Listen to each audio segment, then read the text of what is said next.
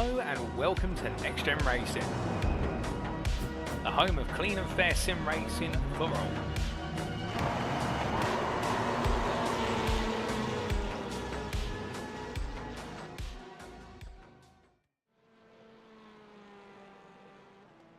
Hello, good evening and welcome ladies and gentlemen to another round of epic and exciting racing action in the NXTGEN Racing Touring Car Championship Season 10 as brought to you on the premier sim racing platform available only on PC and known as iRacing and proudly powered by none other than Doble Motorcycles. We are back once again, another 2 weeks have flown us by, and where exactly are we today? Well, we are here once again in the US of A, completing our American triple header, and we have stayed in the state of California but made our way northwards from Long Beach all the way to the very northern tip of the county. Well, not the county, the state I should say, and we're in one of the most northernmost counties of California, and we're here at Sonoma Raceway, a circuit which has a very tumultuous history since its inception. Whilst it has gone through many names, some of you remember it as the Infineon Raceway, others as Sears Point Raceway, or its current name today as Sonoma Raceway in relevance to the local city, whereas one of those circuits that has withstood the test of time, and with it it's a good thing it has, because it is now one of the premier circuits in the country. As our drivers get ready to take on its cup long layout, spanning the best part of 2.53 miles, is one of those circuits that is absolutely packed with corner variety.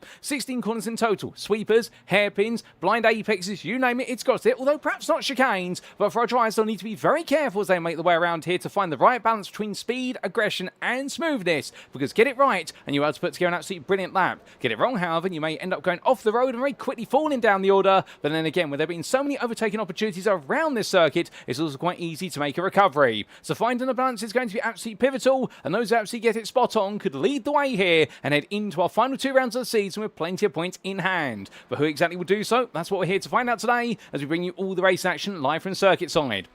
Indeed, where are my manners? I've not welcomed you to this live broadcast as we get ready to go racing once again, and you can be tuning in today via one of 3 medium platforms for your viewing pleasure. Firstly, we say a big hello to you if you're tuning in via one of the first of the 2 official NXTGEN racing media platforms, that being on YouTube. Go to youtube.com and search for YouTube, or search for NXTGEN Racing as I muddle up my words, and well, you can be tuning in via YouTube, and hello to you guys and girls tuning in via there. Alternatively, you could be tuning in via Facebook, and that's at facebook.com/groups/NXTGEN Racing, and hello to you guys and girls tuning in via YouTube and Facebook. But on top of that as well, could you be tuning in via third media channel? Yes, you could. You could be tuning in via Twitch, the unofficial broadcast available there at twitch.tv/Porsche Productions. And hello to you guys and girls tuning in via Twitch. But regardless of what media platform you tune in through, you're going to have none other than myself in the commentary booth. My name is Paul Walsh, and I shall be covering all your racing action as it unfolds over the entirety of today, and even the entirety of the season. With our 8th round about to get underway, let's take you through our schedule. Times in British Summertime, that's BST, or Universal Coordinate Time +1, UTC +1, and as we can see, an approximate will be around about 80 minutes time. We're making our way into our qualifying session. 15 minutes in duration, due to get underway at 8 o'clock this evening, or drivers out on circuit looking to go for pole, after which we head to the grid for our first of 3 13-lap races. Race number 1, due to get underway at 8:20 this evening, after which we'll take a brief breather before the build-up to race number 2, which is scheduled to get underway at approximately 9:10. Then we do the same once again, having a brief breather, but not without our all-important reverse grid draw for our final race of the day, and at 10 o'clock we'll be due to get underway this evening for race 3 of 3, and indeed we're running out of races, we're running out of rounds, points becoming more critical, and without further ado, ladies and gentlemen, let's bring you up to speed with what went down last time out at Long Beach and how exactly the standings stand after 7 rounds of racing. For as we can see, taking a look back to our calendar from our previous rounds, it's today, the 5th of May for 2026. Indeed, the 5th month of the year gets underway. It's crazy to think we're already into month number 5 of 2026. The year is flying us by, given the fact this season started all the way back on the 13th of January. But winding back to round number 7, last time out on the 21st of April, we were at the Long Beach Street Circuit, and there we got to see 3 races that really defied belief. In the fact the weather conditions were mixed. It started off a very sunny day when it came to qualifying, and also the majority of race number 1, it looked brilliant. But then suddenly the rain clouds came in, and right at the end of the opening race, it was all about survival for the final 3 laps as everybody was on slicks, and nobody wanted to come into the pit lane, given the length of the pit lane at Long Beach. And there we got to see what was the battle to try and stay on the track as much as do battle with rivals, and we got to see overall it was Wojciech Swirydowicz who just managed to retake the lead off of Gavin Gardner in a back and forth battle, where Swirydowicz had taken pole position in qualifying, and you see Gardner steal the lead off him on the open lap, and right at the very end as the circuit got wetter and wetter, Swirydowicz seemed to come into an element of his own and be able to put Gardner behind him and make sure he took the win. In the Pro-Am class, it was Jack Pitters who missed out on pole position to Kieran Smart by only 3 thousandths, but in the race he remained second place for the most part, and then towards the very end when Smart started to struggle with the falling,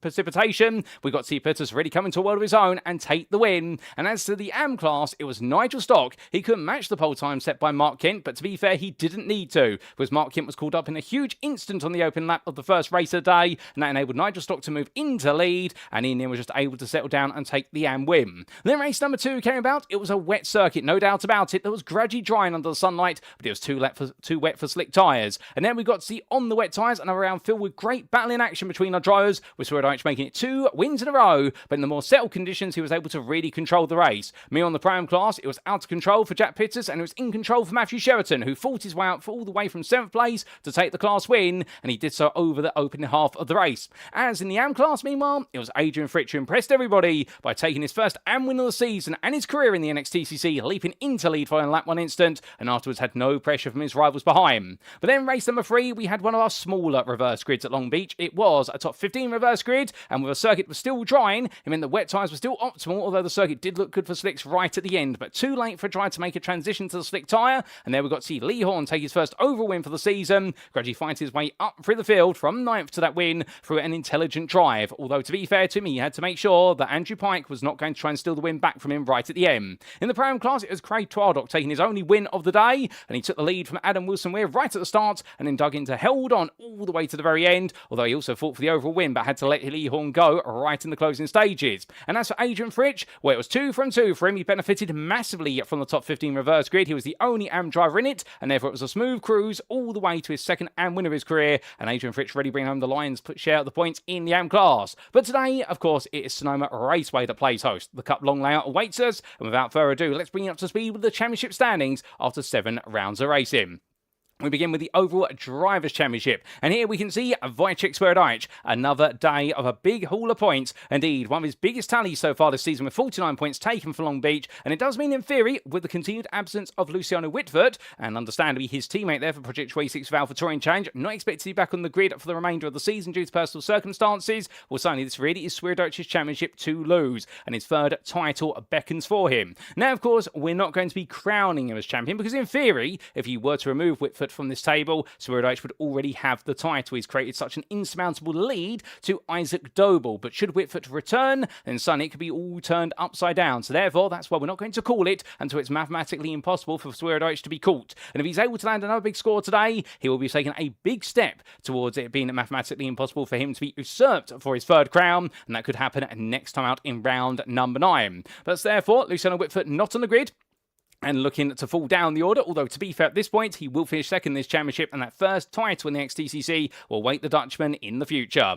Isaac Doble, 3rd place there, but a difficult day in the office for the Doble Sim Racing driver, and therefore on 149 points, he stays 8 ahead of Gavin Gardner, and Gardner in turn, after a very impressive opening race at Long Beach, it all went backwards in races 2 and 3, and it wasn't his day, that's for certain. But Ben Altria, meanwhile, he definitely shone under the Californian sun when it was around, and he's moved into 5th place with 37 points taken there, and now only a point ahead of Jamie Dory, who by comparison had another difficult day in the office and fell to 6th. Now it's the best part of 7 points there to Andrew Pike, and you can always count on the Sim Racing Collective drive to look impressive, no doubt about it, with Matthew Sheraton a further best part of 20 points behind there, or to be precise, 22 points adrift, and he picked up a good haul last time out the Pro-Am driver, although 9 he's got more work to do. Kieran Smart and Craig Twardock complete your top 10. Pro-Am drivers really wrapping up the back end of that top 10 now in the 8th through to 10th place, and outside the top 10, not to be forgotten about, from 86 points for Twardock, it is then 85 points to Joe Coffin, and he also had a definite difficult day under with the Californian skies. Logan McKenzie, he hasn't been on the grid for the last couple of rounds. The American driver unfortunately missing the American triple header, it would seem so far, and in terms of where he's going to be on the grid today, it looks like he will not be, and therefore it does seem as though he'll be missing all his home rounds. We hope to see him in the season finale, if not next round.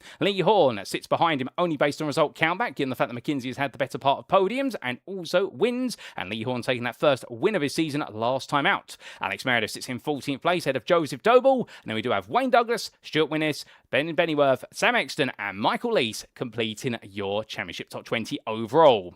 Meanwhile, outside of the overall Drivers' Championship, we do see in the Prime standings, and this is where the points are adjusted based on the Prime class finishing positions. Matthew Sheraton leads the way on 226 points to the 210 of Joe Coffin. And the summary of the story for Matthew Sheraton last time out, of course, was about that qualifying session where he definitely wrote it off in qualifying. It was a nightmare, taking 15th on the Prime grid, but he very quickly made his way forward to 7th in race number 1, the win in race number 2, and fought hard for the podium in race number 3. So therefore, a good haul of points. Not quite the largest haul. That was Kieran Smart, who sits in 5th. But along the way to Kieran Smart, we had to go past Joe Coffin. And his day was definitely one where it was up, down, and around, because he took 7th in qualifying, took 5th in race number 1. In race number 2, he was close to the podium, just behind Sheraton in that 2nd place. And then we did see in 6th place in the 3rd race. It really was one of those days whereby he needs the greater more podiums in order to be able to challenge Sheraton for that crown. Craig Twardock, meanwhile, also had a bit of an interesting day for him as well. Remember, he does have the 10 penalty points that have been taken away from his championship score. Otherwise, he would be between the two of them. But right now, he's behind Coffin based on his out count back. And for the British driver, it was a day whereby things did not quite come to him. Although he did take the win in race number 3, races 1 and 2. He was elbowed down the order and away from the podium. And in fact, away from the top 5 in race number 2, a 7th place finish. Sam Exton sits the best part there of 13 points behind him in 4th place, ahead of Kieran Smart, who completes the top 5 on 46 points on the last round and 193 in total now. And the Scottish driver still trying to push his way forward as much as humanly possible, though he is finding himself coming against stiff competition time and time again. 3 points behind him is Ben Bennyworth, but ahead of Stuart Winnis in 7th place there. And then we do have a third 23 points to Benjamin Gregory, who sits ahead of the iRacing Esports by Crest Autosport driver Nick Clemens. And it is Adam Wilson-Ware who completes the Prime top 10. Outside their top 10 in 11th place, it's Michael Lees ahead of Alan McCain, 13 points between the two of them, and then Andy Fox sits in 13th place, not seen on the grid in our first round of racing in the US of A in the triple header at Watkins Glen, but he was back with a bang last time out, but unfortunately for him, it definitely was a few bumps and bangs along the way. Therefore, right now, he is looking increasingly exposed to Jack Pitters, who only joined the grid as of Watkins Glen, and right now, after what was an incredible debut round, well, last time out, definitely brought back down to set his expectations into the middle of the pack, but to be fair, you can never count Pitters out of chasing down big results,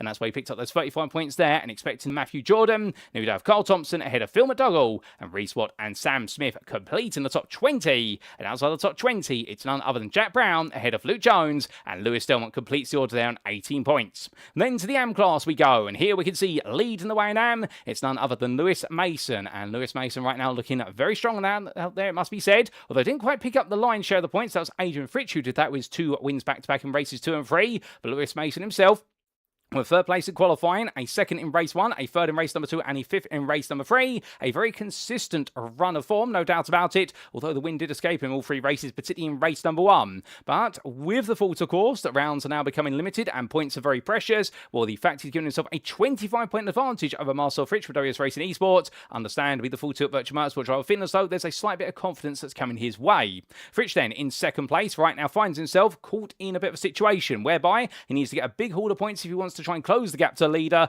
but George Stone is not too far behind, only 8 points adrift. So therefore the pressure is coming from behind and he's not able to put the pressure forward perhaps. Adrian Fritsch, meanwhile, his son will be looking to help out, coming in 4th place on 259 points, and his target when we interviewed him at the end of the race in last time at Long Beach is to try and finish inside the top 3 of this championship. He is going to feel as though he can chase down the win, however it is a bit of a remote opportunity right now. He will need a big set of scores from this point onwards to do so. So therefore, can he get involved? Can he potentially make it a double top 3 for himself and his dad, or will he find himself falling behind George Stone and perhaps into the clutches of Nigel Stock? And whilst it was an absolutely brilliant race 1 win at Long Beach for Nigel Stock, races 2 and 3 Indian didn't quite deliver or match up to that, although he did pick up some major points. He's come to be ahead of Fraser Rostance, who really leads the split in the field because the top 5 are broken away from the 6th place man, but in turn he's trying to break away from Sean Doby and Mark Hughes. And then we do have Joseph Wright ahead of Ray Palmer completing the top 10. Outside the top 10 of the AM class in 11th place, meanwhile, it's Mark Kent ahead of Michael Kloeb. And then we do have Andy Altos, followed by William Kurtler and Sammy Ariba to complete the top 15. And only 2 points behind Sammy is none other than Scott Malcolm. And then we do have Stephen Fry, Mark Sykes, Gabriel Yilmaz and Philip Harris completing your AM top 20.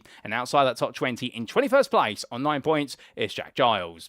But with the team's championship as well, let's not forget about that. We do have Project 26 for Alpha Touring Change still leading the way. And even though they were depleted in the absence of Luciano Witvoet and also Logan McKinsey, well, Wojciech Swirydowicz able to land the majority of the points and continue to help the team make the way to the very top and stay there on 606 points to 300 NXTGEN Pink. We'll another score like that today, and they could be wrapping it up with a round to spare next time out at what will be our round of number 9, and that's going to be at the wonderful circuit of none other than the Mobility Resort Motegi. But still, that's in Japan. We're here now in the US of A. And for NXTGEN Pink, it's more about making sure that Double Sim Racing do not get away and get any closer. But the good news is they do have an advantage of 62 points over them, and it's a further 29 points to Sim Racing Collective Esports. Full Tilt Virtual Motorsport, meanwhile, they're definitely holding on comfortably in 5th place at Track Scotland, with Team Big Lips ahead of iRacing Esports for Crest Autosport, and that gap there, the best part of 39 points, making them very comfortable as Aztec Racing and NXTGEN Orange complete the top 10. Outside the top 10 in 11th place, it's Mission Art ahead of NXTGEN Green. And then we do have JW Motorsports in 13th place, only a point behind NXTGEN Green at the moment, but in turn 13 points ahead of Quatermass Motorsport, with RA Motorsports completing at your top 15,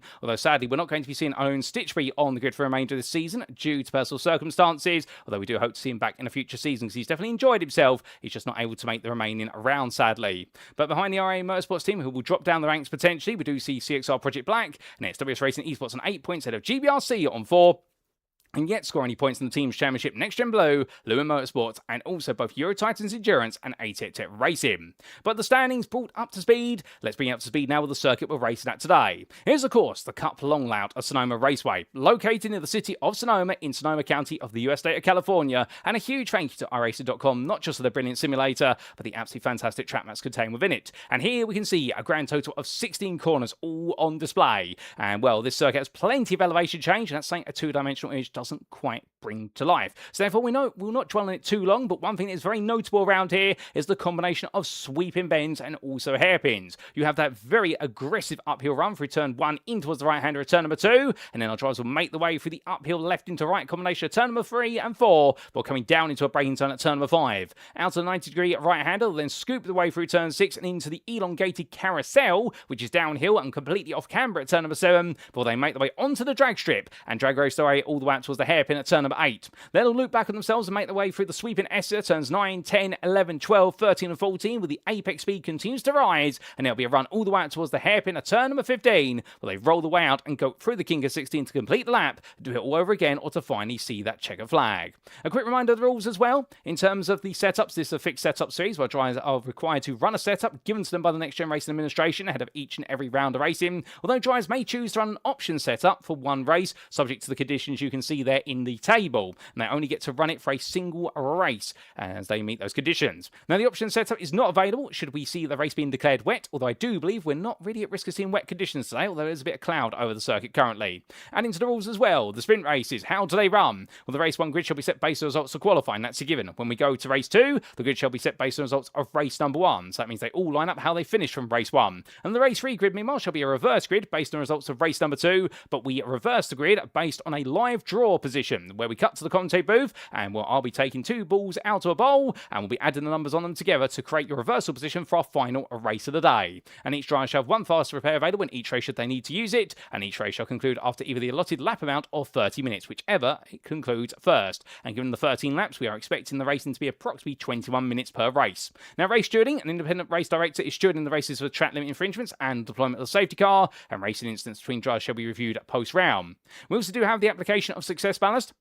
They'll be applied on a race-by-race basis overall and in the Prime and AM classes, and that's based on the championship standings before penalties are applied coming into the round, because we'll see it starts for qualifying in race number 1 in such a regard, and then race 2 we update it based on results of race 1, and we rinse and repeat for race number 3 based on results of race number 2. Now, we have a newcomer success balance, but given we have no newcomers on the grid today to the series, we won't be talking about that, and that won't be applied to anybody. And here is a table showing you all the success balance values, and of course Wojciech Swirydowicz continues to take the 56.1 kilograms in the overall championship lead going into today. Meanwhile, in the Prime class, well, Matthew Shepperton will have to contest at 32.5 kilograms going into qualifying in race number 1. And in the AM class, it's going to be Lewis Mason, who once again has all the weight in the car, 24.5 kilograms. And can he shed it or can he keep it all the way through? We'll have to wait and see. But as we make our way now back to circuit side, ladies and gentlemen, as we do, well, to be fair, not too long before we do make our way into the qualifying session. And as we do see Lee Horn rolling his way downhill through turn number 7 right now, a lot of drivers have been struggling for grip here today, from what I understand.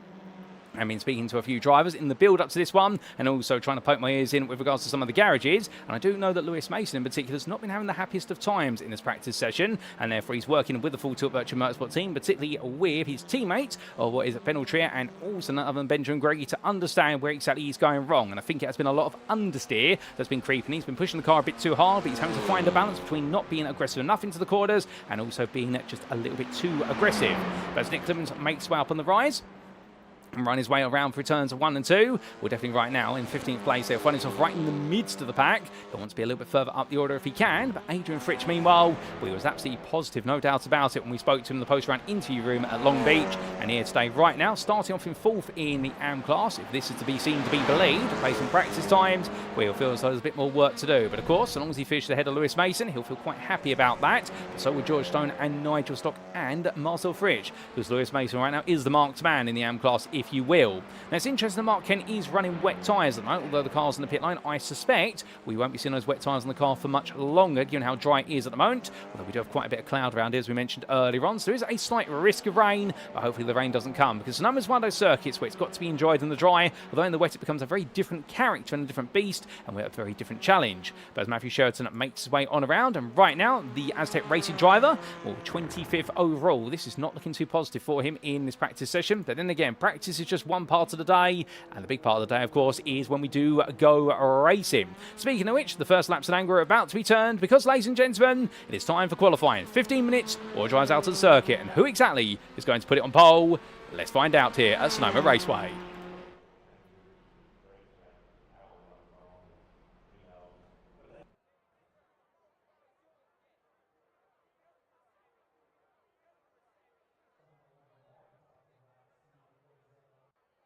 And so as we transition into the qualifying session, and we do say hello in the Facebook chat there to Robert Pitters, the father of Jack Pitters, who says, let's see how Jack Pitters gets on in this tonight. Well, good evening to you, Robert. I hope you're doing well, and we look forward to seeing how your son gets on. He's been looking quite quick so far. Indeed, some would say if he had been on the grid since the very start of the season, he would have been a major force to be contended with. But such is the fact he's joined midway through the season, and we'd definitely love to see him make it a whole season next start in season 11. Speaking of which, we'll definitely be talking a little bit more about that at the end of the season in the round 10 of 10 broadcast, although we won't come into that right now because details are still being finalised. I'm sure they're going to be finalised just in time there, or at least some provisional details will be available, such is the nature of things. But Michael Lees, he's already had to tow his way back to the pit lane. I do believe a little bit too aggressive coming up the pit lane as he made his way out there and cutting the pit exit line. But what do we need to know about qualifying here at Sonoma?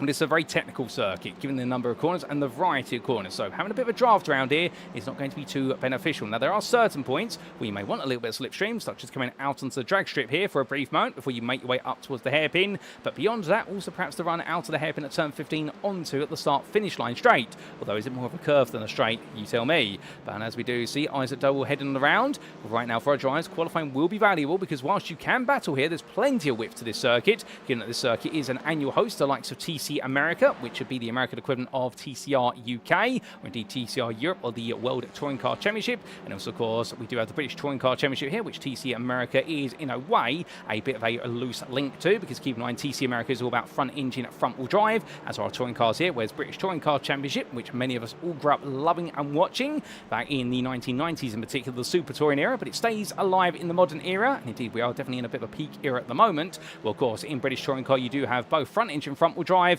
and also front engine rear wheel drive. So long as the engine's in the front and well the car has a drive system to the front of the rear wheels, you can have an all-wheel drive car, but of course you do have to decide where the power's going to go. Is it going to the rear wheels or the front wheels for the racing? But still, that's off on a tangent here. This circuit, given the way it's very open to battling, it means that when you do go side by side with another car, you are going to lose a lot of time when you battle for position. So it can lead to some very entertaining battles, no doubt about that. But of course, for the driver who wants to try and break away, it's a perfect opportunity there if his rivals are fighting behind. And we look to Jack Pitters here as he makes one around and going on to his first flying lap. So qualifying well will be valuable, but ideally you want to qualify it to where you think you're going to be racing. So if you think you've got enough pace to be running for the win today, you definitely want to be on that front row because you can defend well at this circuit, although given the amount of direction change as well, this is one of those circuits where you will see outside to inside style moves and inside to outside moves in return. So there's plenty of excitement to be enjoyed here. And this circuit has recently been rescanned for iRacing, and the refresh has definitely brought the circuit to life even more, with additional layouts being added really aligning with the modern era of racing at Sonoma, whereby there are so many different layouts, the best part of 7 when my memory was checked. But as we do see Jack Pitters heading onwards, well, meanwhile, we do have a bit of difficulty for George Stone. He's had a bit of brush with a barrier somewhere, and that car's not looking happy at all. As he heads onwards, that's going to be a gradual trip back to the pit lane if he decides not to tow. And what exactly happened to George Stone? Well, here's a replay, ladies and gentlemen, to explain. So this was Stone making his way through turn 1 into 2. A bit of understeer there as he made his way through turn 1. Well onto the brakes. The rear of the car started to let go. And at that point, as a passenger in the car, the rear lifted up there, giving the uphill rise and just slid to the barrier, as did the car there of none other than Jamie Dory. So both of them having difficulty. And that's a bit of a shock to the system, it must be said. But the first lap's onto the board. And Isaac Doble right now for Doble Steering Racer, the sole representative of the team here today once again. Unfortunately, both Joe and Mikey unavailable. Otherwise, the three brothers would all be together. And well, he sets the benchmark at 38.22, which Stuart Winners immediately jumps ahead of to the best part of none other than half a second at 37.731. And as they roar the way on through, well, we do say hello to Roger Pike there in the Facebook chat, who says, good evening, would you be able to wish Angie a belated birthday for last Sunday? 21 again, the 40-something of time. So, well, I'm very happy to do so, Roger. Angie, if you are listening right now, happy birthday to you, and happy 21st birthday once again. It does seem as though you're absolutely immortal with age, at least as far as your husband has informed us. We hope you had an absolutely brilliant birthday for last Sunday, and hope you're doing well. Both you and Roger are very happy and all in good spirits. I do know that you're cheering on none other than your son, Andrew Pike, as always, and Andrew is here today, and I'm sure he's going to be flying the banner high, not just for you both as he would normally, but also in celebration of his mother's, Angie's, birthday. A happy birthday to you, Angie, and good evening to you, Roger.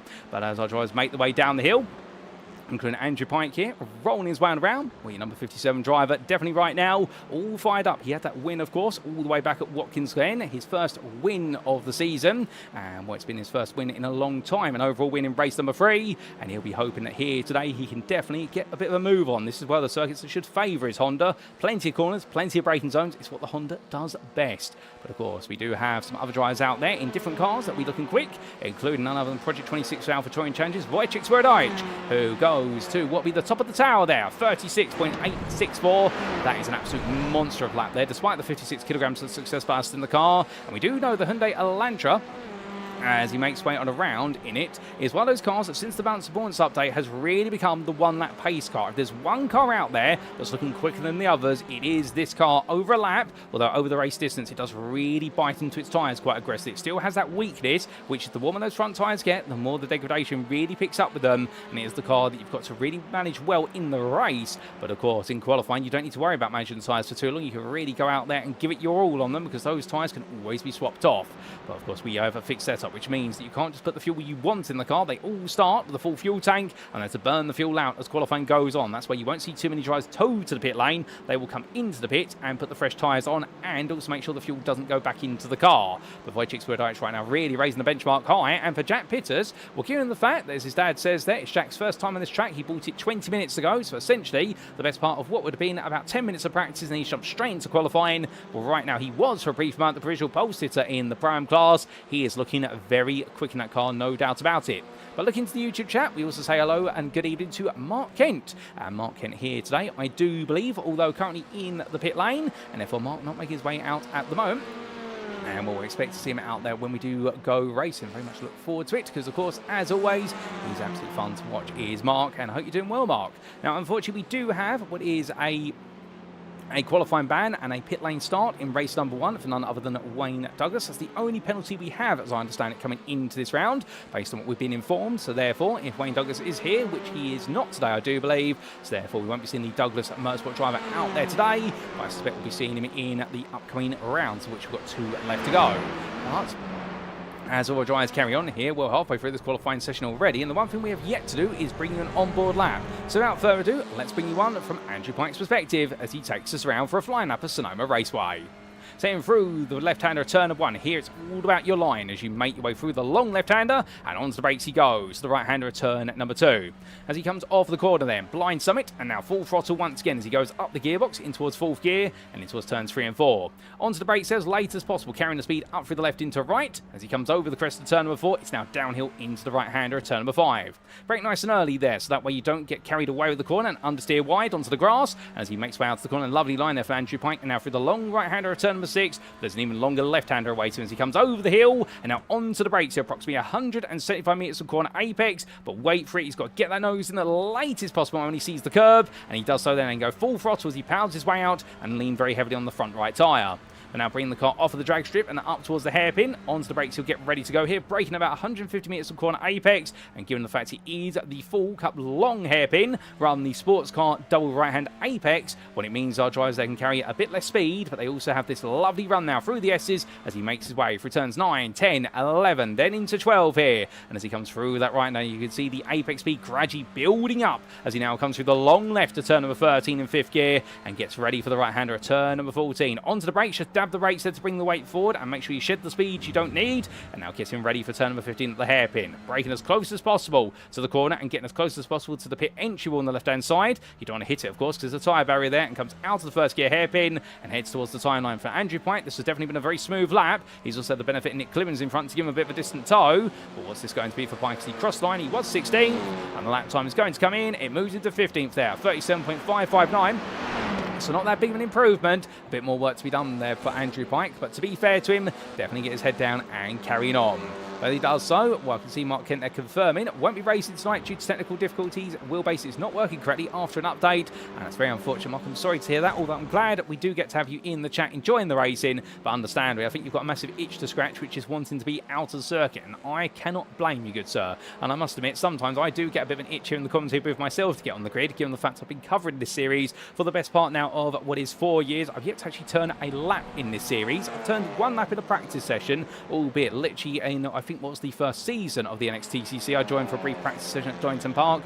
Let's just say it didn't go too well in that practice session. I think I made about 4 corners and ended up in a barrier all the way at the old hairpin. But still, that was a long time ago, and I'd like to think I've come a little way since then, although to be fair, nowhere near the calibre of these drivers, including even our AMs out there, such as Mark Hughes, as he looks to get his first lap on the board. But indeed, it's been a very frustrating day so far for Hughes. Yet to get a lap on, but hoping there is going to be one out there, as he finally does get a lap. It's a 39.204, but he's still 6 tenths off the next time of Sam Exton. So Sean Doble, right now the only driver who is participating in this qualifying session, who's yet to set a lap as he makes his way out of the hairpin and heads towards the timeline. What's this going to be in the 159? Does he find some time? Does he not? He is currently sat in what would effectively be 30th place. 30 drivers have made the journey to Sonoma today, and the answer is going to be no lap for him. He's going to have to go again with only 5 minutes to go, plus overtime. This is not looking good for Doble. It's looking as though he might be starting from the very back of the field at this rate. But meanwhile, the man is starting at the very front of it if he keeps it together. Here's Wojciech Swirydowicz, and looking incredibly quick by 2.5 tenths, almost over Michael Lees. But look at that in the timing tower. You have your pole sitter, who's a pro driver, the green stripe against his name indicating that, and then you have 5 primes with the pink stripe against their name: Lees, Pitters, Gregory, Bennyworth, Wilson Weir, and now Winnis. And in fact, that's 6 drivers from Gregory jumping up there into 4th place overall and 3rd in class. They are all really shining high here, these Pro-Am drivers. And to be fair, we do have a grid that is stacked naturally to have less pros than it does Pro-Ams and AMs, because everyone wants to become a pro over time. But right now, the Pro-Ams are really coming out in force here. And you have Ben Altrier and Gavin Gardner. They're the next 2 pro drivers in 8th and 9th. And then it is a Pro-Am and Joe Coffin. Here he is right now in the Team Big Lips car that completes your top 10. Well, RB, this is definitely becoming one of those qualifying sessions right now. This is one of the oddest qualifying sessions we have seen in the XTCC. I don't believe we've seen this many Pro-Am drivers in the top 10 in the qualifying session. I think the record we've had has been 5 drivers inside the top 10 of a Pro-Am class. But here today, we're going to be breaking that record, and it is going to be currently, if things stay as they are, 7 of them. As Wojciech Swirydowicz is going even quicker. He's purple in the middle section. I think he's on course for a purple final sector here, and he's going to have the toe of Lewis Mason to top it all off, going towards the timeline. Well, to be fair to him, it's not giving him too much of a boost. They're giving 1 to 2 miles an hour at most, but still every mile an hour matters. As he comes across that timeline, that's 36.528, and that is a 36.633. Well, he's a 10th down in his previous best, and he lost it all in the opening sector. We also do say hello in the YouTube chat there to Dave Barnes, who says looking forward to some good racing, and good evening to you, Dave. Hope you're doing well. And Dave, a big member of the Sim Racing Collective community, racing their series. And we'd definitely love to see Dave potentially on the NXTCC grid at some point. Dave, if you're up for it, do let us know, because we'd love to see you out there perhaps for season 11, as we do see Lewis Mason taking a trip to the weeds, and we're doing so to make sure he steers clear of Wojciech Swirydowicz. Now, the fastest AM driver out there at the moment is George Stone. right now he's definitely quite the distance from Adrian Fritsch to the tune of what is 1.5 tenths. And then we do have between Fritsch and Stock the best part of a tenth as well. So there's a bit of a spread right now between the AM drivers, but we've really got that muddling of the pros and prams inside the top 15. In fact, no AM driver inside the top 15 overall here today. That's a bit different. We've normally seen one AM driver contest in the top 15 wherever possible, but here it does look as though the AMs are a little bit further back. As we do say hello to Jack Pittus or Jitters28 in the YouTube chat, who says, literally bought the track 45 minutes ago, praise for me. And while I'm not allowed to do preferential prayers for any drivers, unfortunately, Jack, but I can wish you the best luck alongside all of the drivers in getting to grips with the circuit. And to be fair to you, you're not doing a bad job being the second fastest in the class, in the prime class there, and what is it, third fastest overall? Well, you've definitely found some magic here. We look forward to seeing how you can keep it together in the race, because of course consistency will be put to the test around here. But speaking of testing times, well, we better go through the test. I've seen a driver do another lap, and well, who are we going to ride on board with this time? As Benjamin Gregory weaves his way towards the end of the lap here, coming between turns at 12, 13, and shortly in towards the right-hander of 14. Just dab the brakes on there. So much speed being carried into that corner, to be fair. But that's what it's all about, the thrill of the bends. And we've gotten on board with Andrew Pike in a Honda Civic Type R last time out. I think we are going to jump on board here with Benjamin Gregory as he goes onto his final flying lap. So here we go, ladies and gentlemen. Can Gregory put himself even further up the order? Let's find out. Making his way across the timeline onto his final qualifying lap he goes through turn number 1, nice and tight to the inside wall, and keeps the car over to the left hand side to make sure he's set for the braking zone at turn number 2. On the brakes at the start of the left hand side curve, going all the way down to an apex of 60 miles an hour, and now makes his way out using all the road on a little bit of curb and in towards turns 3 and 4. Here it's left into right as he hops and skips his way between the curves. Those clouds are getting a bit ominous in the distance, but he won't be thinking about those. He goes over the blind summit and now into turn number 5.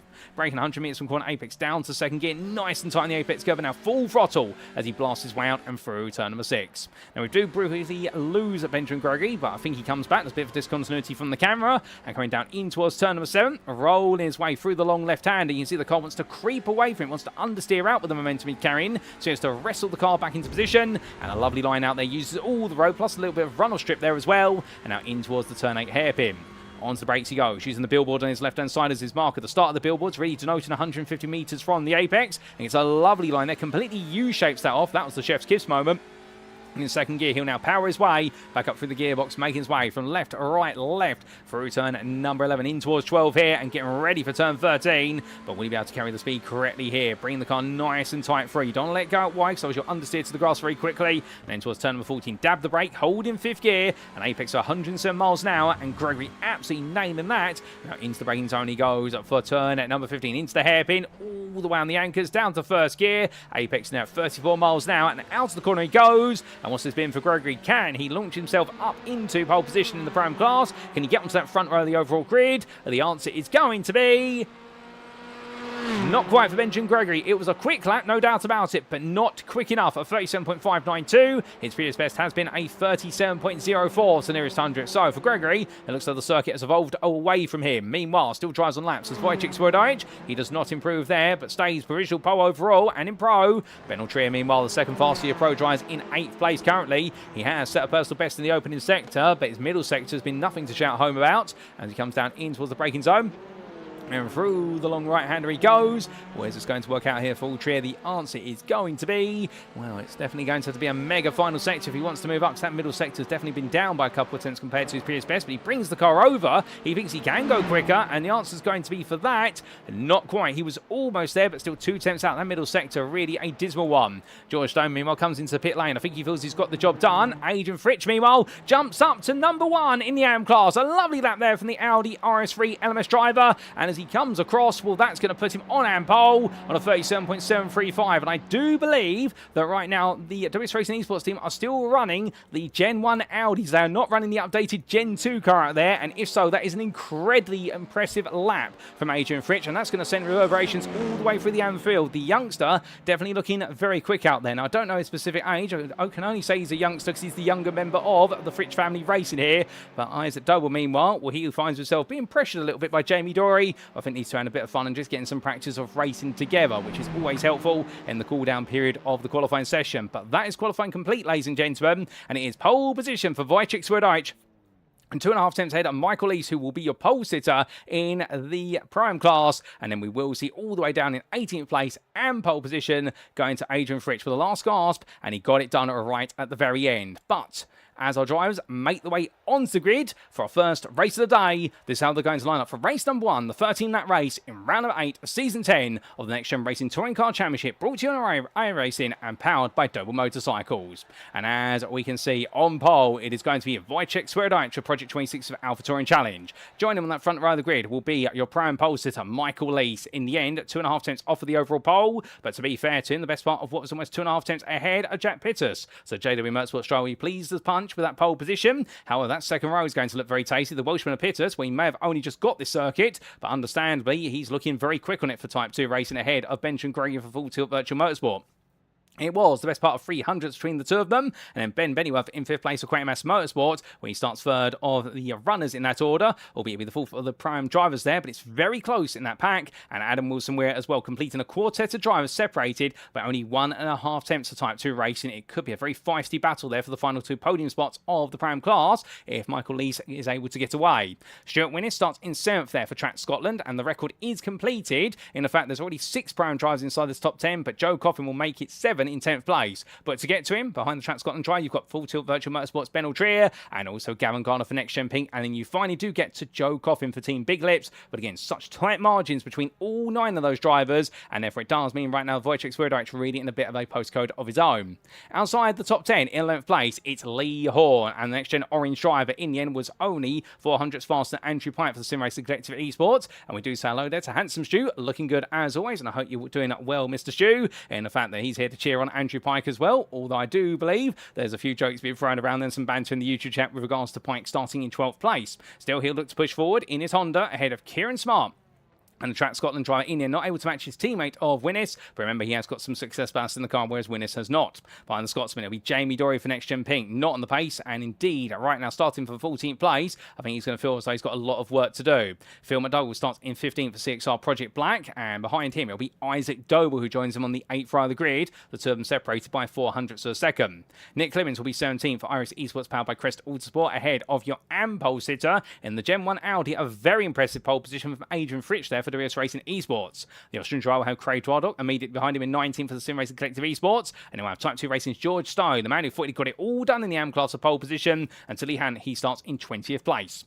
21st is going to be Matthew Sheraton for Aztec Racing ahead of Nigel Stock, the iRacing Esports powered by Crest Autosport driver, missing out by 2 tenths versus the Prime Championship leader, but in turn Sam Exton just behind Sheraton. The Team Big Lips driver will be wondering why he couldn't take a better position in qualifying. The pace didn't come to him, but it did relatively come to Marcel Fritsch, who starts in 4th place for your AM, so WS Racing Esports, and then Lewis Mason, the championship leader in AM, starts in 5th. But to be fair, on the pace versus main rivals, it would seem for Full Tilt Virtual Motorsport.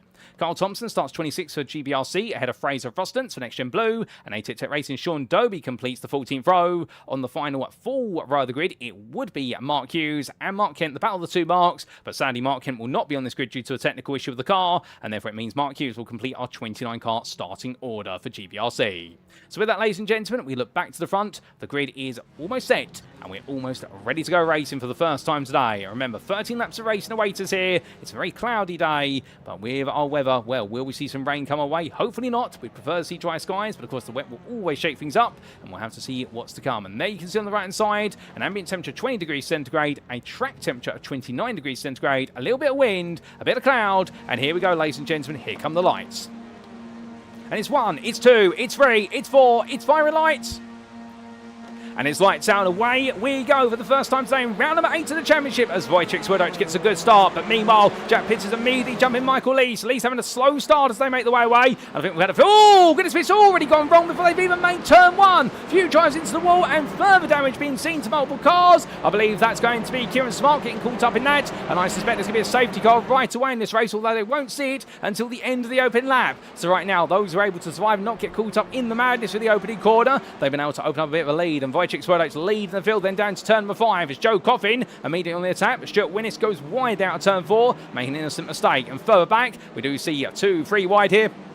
And so that's going to be the car of Adrian Fritsch that's gone off the road there. And, well, I do believe he was caught up in the incident, although he doesn't have a meatball flag on the car. But there's major damage on that Audi, and it's been an absolute gut-wrencher with regards to the fact he started so well in qualifying. It's all going backwards as Andrew Pike dives up the inside there, trying to look for a move on Lewis Mason and Sam Exton as well. But as the Hondas come out of turn number 7, right now Pike's going to take them one at a time. But powering the way on towards what will be now the hairpin. This is where things will get very tasty under braking, as we see a big run wide. from Michael Lees, and Ben Aldrea capitalises on the space. Meanwhile, Andrew Pike trying to go around the outside of Adrian Fritsch, who's coming back at him here, battling on the brakes. And right now the Honda driver won't be too pleased about the fact the Yam drive still proving to be a bit of a nuisance, but to be fair, he's allowed to. They are allowed to fight for position. There's nothing that says that Adrian Fritsch cannot fight in that car right now, even in its wounded state, as they go too wide for the S's. A little bit of touch there, and Pike in the end, well, finding it, he's been given the space to keep on going, and Adrian Fritsch backing off there with the contact between the two of them. That's going to cause the field to stack up behind as Gavin Garner slips down with a meatball flag there, and Nigel Stocks squeezing on the inside there, making sure that Sean Doby can't come through as Gavin Garner's into the pit lane. We also see Andrew Pike into the pits. There's several cars going into the pit lane, and the safety car is out, ladies and gentlemen. So we are under safety car conditions, and unfortunately that's what's happened as a result of the contact right at the start between several drivers. So therefore it does mean all the racing gets suspended, and we need to take a look at what exactly has happened. But of course we will be biting into our laps as we go on to lap number 2 behind the safety car, and the top 10 is as follows after a very dramatic open lap at Sonoma. Wojciech Swirydowicz leads ahead of Jack Pitters, your prime leader. Then we have Benjamin Gregory in third, ahead of Ben Aldrea, followed by Michael Lees. And then we have Lee Horn in 6th place, ahead of Joe Coffin. Stuart Winnis is in 8th, ahead of Nick Clibbins, and Jamie Dory is 10th. And then you've got your AM leader, Bester, in 11th place, of George Stone for Type 2 Racing. But let's go back to the past and see what exactly happened at the start. So this was how the field all got away as we do look to the blimp camera. And the incident seemed to happen in the relative mid-pack when we did get racing. So the lights went out, and as they did so, well, a bit of a slow start there for the machinery of Benjamin Gregory, and also for Michael Lees. They went 5 wide, and that was never going to work there, and that explains it all. So a bit of eagerness from several drivers, and then Gavin Garner getting caught up on that. Jamie Dorr was able to avoid most of it, so he was able to sneak his way past it all, but Gavin Garner definitely found himself right in the thick of that. This is what it looked like from on board Gavin Garner's perspective, as they did get the lights out procedure underway. So Garner in the end maximising it on the launch lights there, you can see, and dropped the clutch and got a very good start to Gavin Gardner, and as he did so, looked one way then the other, had to squeeze into the space there with what was Ben Pennyworth, and well, in the end a big compression there. And unfortunately for what was Adam Wilson, where he came across as Gardner tried to squeeze into the space, not realising that Gardner would go for it, and that slow start for Ben Pennyworth really caused a bit of an upset there, and it all went very wrong for so many drivers. And well, this is what it looked like from Adam Wilson Weir's perspective when he did get going, as they did get the lights out procedure. And well, as we did see him drop the throttle there and drop the clutch with it, all drivers went away. A decent start from Wilson Weir after a bit of initial slow launch, but Veloster can be a bit slow. But of course, with the slow car, Michael Lees had to bring the car over, and that's where we end up in the contacts. And of course, there was Stuart Winnis trying to go around the outside of everybody and being caught up as well. So that's what triggered the major incident, and then everyone else got caught up in it. Now, what did it look like for Adrian Fritsch, many of you asking? Because he had a big incident of his own, and now this was for Adrian Fritsch on the open lap. Now, was he caught in the initial contact? He was. So he was caught up in that instant, and then coming through turns 3 and 4, batting hard with Andrew Pike. Well, I don't think he was tapped there too aggressively and went wide, although, to be fair, that camera angle not too flattering for either driver, and Adrian Fritsch being sent down the order as a result of his damage and subsequently battling with other drivers. So that explains the story between them, and well, with that, ladies and gentlemen, we do come back to your live circuit side pictures. Now, of course, we are still under the safety car at the moment. It has been one of the situations whereby the safety car will go for 2 laps by the looks of things, and that gives everybody who was involved in the opening lap damage to be able to get themselves back into the swing of things, get the cars back out there repaired. We do have that one fast repair for a reason, of course. It gives drivers an opportunity to really restart the race, although they restart it right at the back of the field. And sadly for Ben Pennyworth, he is a lap down at this point, although he is trying to catch up as quickly as he can. And that lap down will be due to the fact he most likely towed to the pit lane after it all went wrong right at the start, and by towing to the pit lane, well, that's essentially done. It's forced him back a lap, so therefore he's actually been reset back to the start of the race, whereby everyone else, by comparison, has been brought forward. Although saying that, Craig Twardock has actually been able to bring himself forward. In fact, that was a glitch for our timing tower there. So Ben Pennyworth is on the lead lap, and Kieran Smart is as well, but they have this lap to try and catch up to the field. I suspect the safety car will be coming in at the end of this lap, so they've got to hurry. Although with the length of the lap around here, it may not be the longest lap we've raced this season, but the length it is such whereby it is a long timed lap, and therefore it means that drivers do have a big opportunity to catch up. Although I suspect we will be going green flag racing just as Kieran Smart is going to get within about 5 seconds of the order. He's going to be cutting it close here, but he's giving it everything he's got. But remember, he's going to have to make sure those tyres are nice and hot in doing so. But as the main field follows the safety car, no overtaking, of course, permitted at the moment. Sean Doby right now had a decent start to this race, starting 7th in the AM class, moving up to 6th. And right now, just bringing himself along even more so. But of course, it will be Jack Pitters who's going to be the one for F1 to watch, given the fact of that brilliant start. Benjamin Gregory right behind, but it has really served to shake up all the primes who started inside that top 10. And well, the safety car has been allowed to pull away. So safety car is coming in, and it means we will be going green flag racing once again, ladies and gentlemen, very shortly. But as Wojciech Swirydowicz makes way onwards, will he go now? Because the safety car is past the pit entry line, so he will have the options. We just have to wait and see when he decides to go green flag racing. And now to the final corner he goes, and Swirydowicz lets it go. We are green once again, ladies and gentlemen. Green flag racing here, going on to lap number 4 of race number 1 at Sonoma Raceway. As he crosses that time line, with Swirydowicz right now nails the restart. Remember, they cannot overtake until they've crossed that start-finish line. And Swirydowicz right now with Jack Pitters hot on his heels. And I can tell you one thing, Jack Pitters has a bit of a bee in his bonnet, and the fact he's on the attack there immediately. George Stoney slipping back behind Jamie Dory and has Isaac Doble for close company.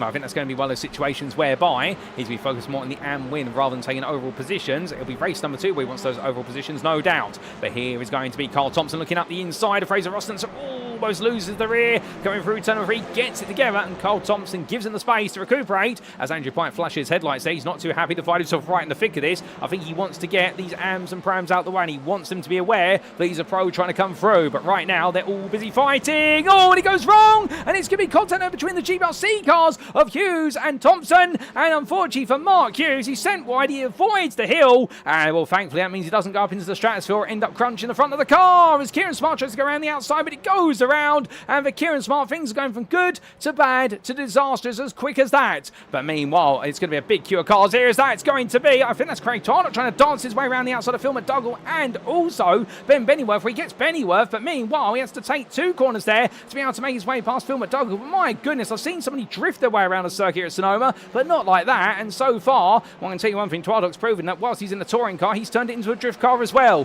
That's going to be a lot of rearward brake bias on that car, no doubt about it. But also, I think he's just pushing those rear tyres exceptionally hard and having the whole car hinge on the front end as they power the way up towards the hairpin.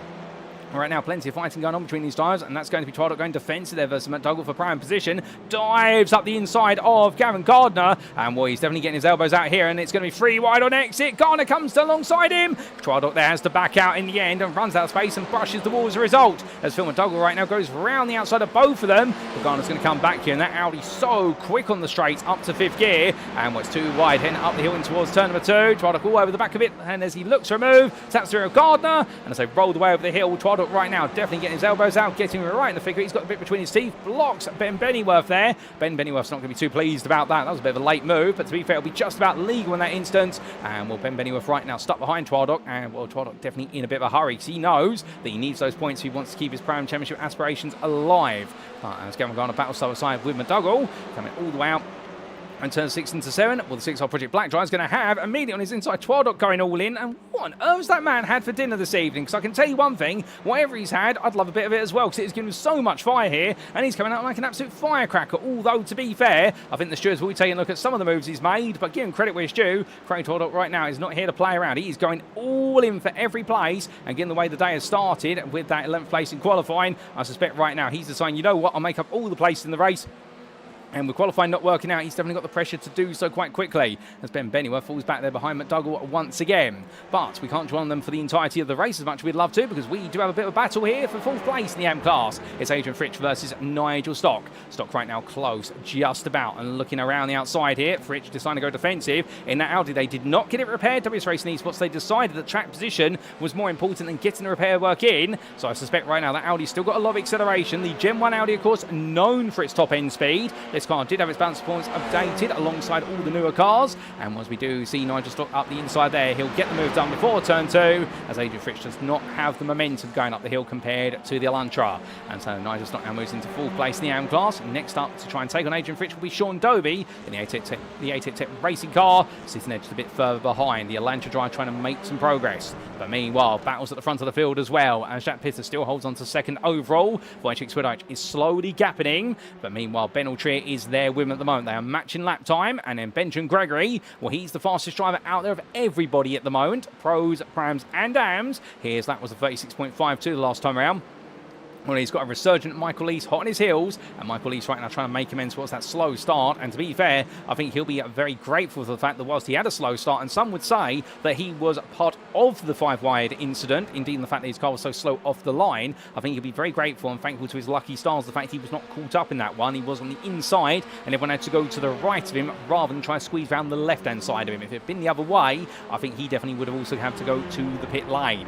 But here they go, and we still do have all 29 starters in this race, which is lovely to see. And coming down in towards turn number 15, well, right now Michael is still waiting for an opportunity. Let's ride on board here with the number 55 drive for JW Motorsports. Well, staying nice and close with Benjamin Gregg, at least for now. And we'll Lee Horn a little bit further behind, falling away, it would seem, with Joe Coffin in close proximity. So at least does have a bit of a comfort blanket, which is in the fact that he just needs to fight forward. He doesn't need to worry about what's going on behind him. Speaking of behind, there you can see where's Joe Coffin making his way through the picture, as well Nick Clemens and Jamie Doria close together. Two of the ultimate veterans on this grid, of course, both coming over from the preceding, what was NXTGEN Racing MX5 series. In fact, I do believe the iRacing esports team have been one of the very first teams to race in NXTGEN series and iRacing, and Jamie Doria, of course, right at the forefront of that series, alongside the likes of Mark Sykes, his fellow admin members. And well, these two have known each other for the best part of a decade now, and their racing always absolutely brilliant. Over the crest and down. Dory right now still staying there. As looking back, George Stone. He's on the back of Sam Exton. But remember, he's got the bigger worry about Lewis Mason. And Mason is definitely getting his teeth into this circuit. Now, he's starting to get that a little bit quicker, although his pace isn't with Stone's quite just yet. But Mason is finding his rhythm, and that's the important part. Well, the run's a little bit wide. They're coming out onto the drag strip. That's going to cost him some time. But still, he's learning. And the important thing is he's in the podium spots at the moment, the AM class. He won't feel as though he's as much of a deficit anymore. On his way out of the hairpin, we look from him back to Andrew Pike, who's now getting ready to attack Sean Doby, although it's still 3/10 of a second there, and he's still looking for a bit more time if he wants to try and make that move. We ride on board with Pike, and right now you can see the difference in lines there for Mr. Fish, as he's nicknamed, and we're coming through at turn 12 in towards 13. Lovely run there. It's going to be a lot of momentum in that Honda, although the Elantra is quick on the straights, but the problem is that Pike doesn't get close enough here to make it too wide. But it's going to be a slide there for what will be the Elantra Doby, and that's going to enable Pike to immediately go up the inside, and Sean Doby will now have the counter-attack there. He's going to have to back off, as otherwise that car is going to be sliding right into the back of the Sim Racing Collective Honda, and he won't want to do that. So now Pike up into 19th place. Next target, Adrian Fritsch. But meanwhile, Nick Clemens has got Jamie Doria very close behind him now, as we look back from the rear of the number 13, the 013 machine. Jamie Doria, of course, in the original 13 machine. Both these drivers see the number 13 as their lucky number, and they're both allowed to run it, although Clemens has to run a 0 in front of it to differentiate the two cars. We're going through at turn number 15 right now, where it's going to be one of those situations, or turn number 5 I should say, will be one of the situations that iRacing esports powered by Crest Autosport driver is looking very quick out these corners, as the Honda should be expected to, versus Dory's Audi, but it's in the back ender lap where that Audi is much quicker, although to be fair, Dory there and a bit of a slide coming through turn number 7, so I wonder if the tyres are starting to go against him, and whether Clemens is feeling a bit more confident in his tyres by comparison, because that gap is definitely been extended. Through the hairpin, no change between them, and Clemens would like to take on Stuart Winnis for what would be 5th place in the Pram class. There's still more work to be done if he wants to get into that attacking position. But all these drivers heading onwards, and as they do, we make our way a little bit backwards, and in particular we take a look at how Ben Bennyworth did find his way past Phil McDougall for a brief moment, although the two of them are fighting again here, and in fact right now I think we're going to stay with the live pictures, because this fight is really building up to a bit of a crescendo as they continue to poke and jab each other for places.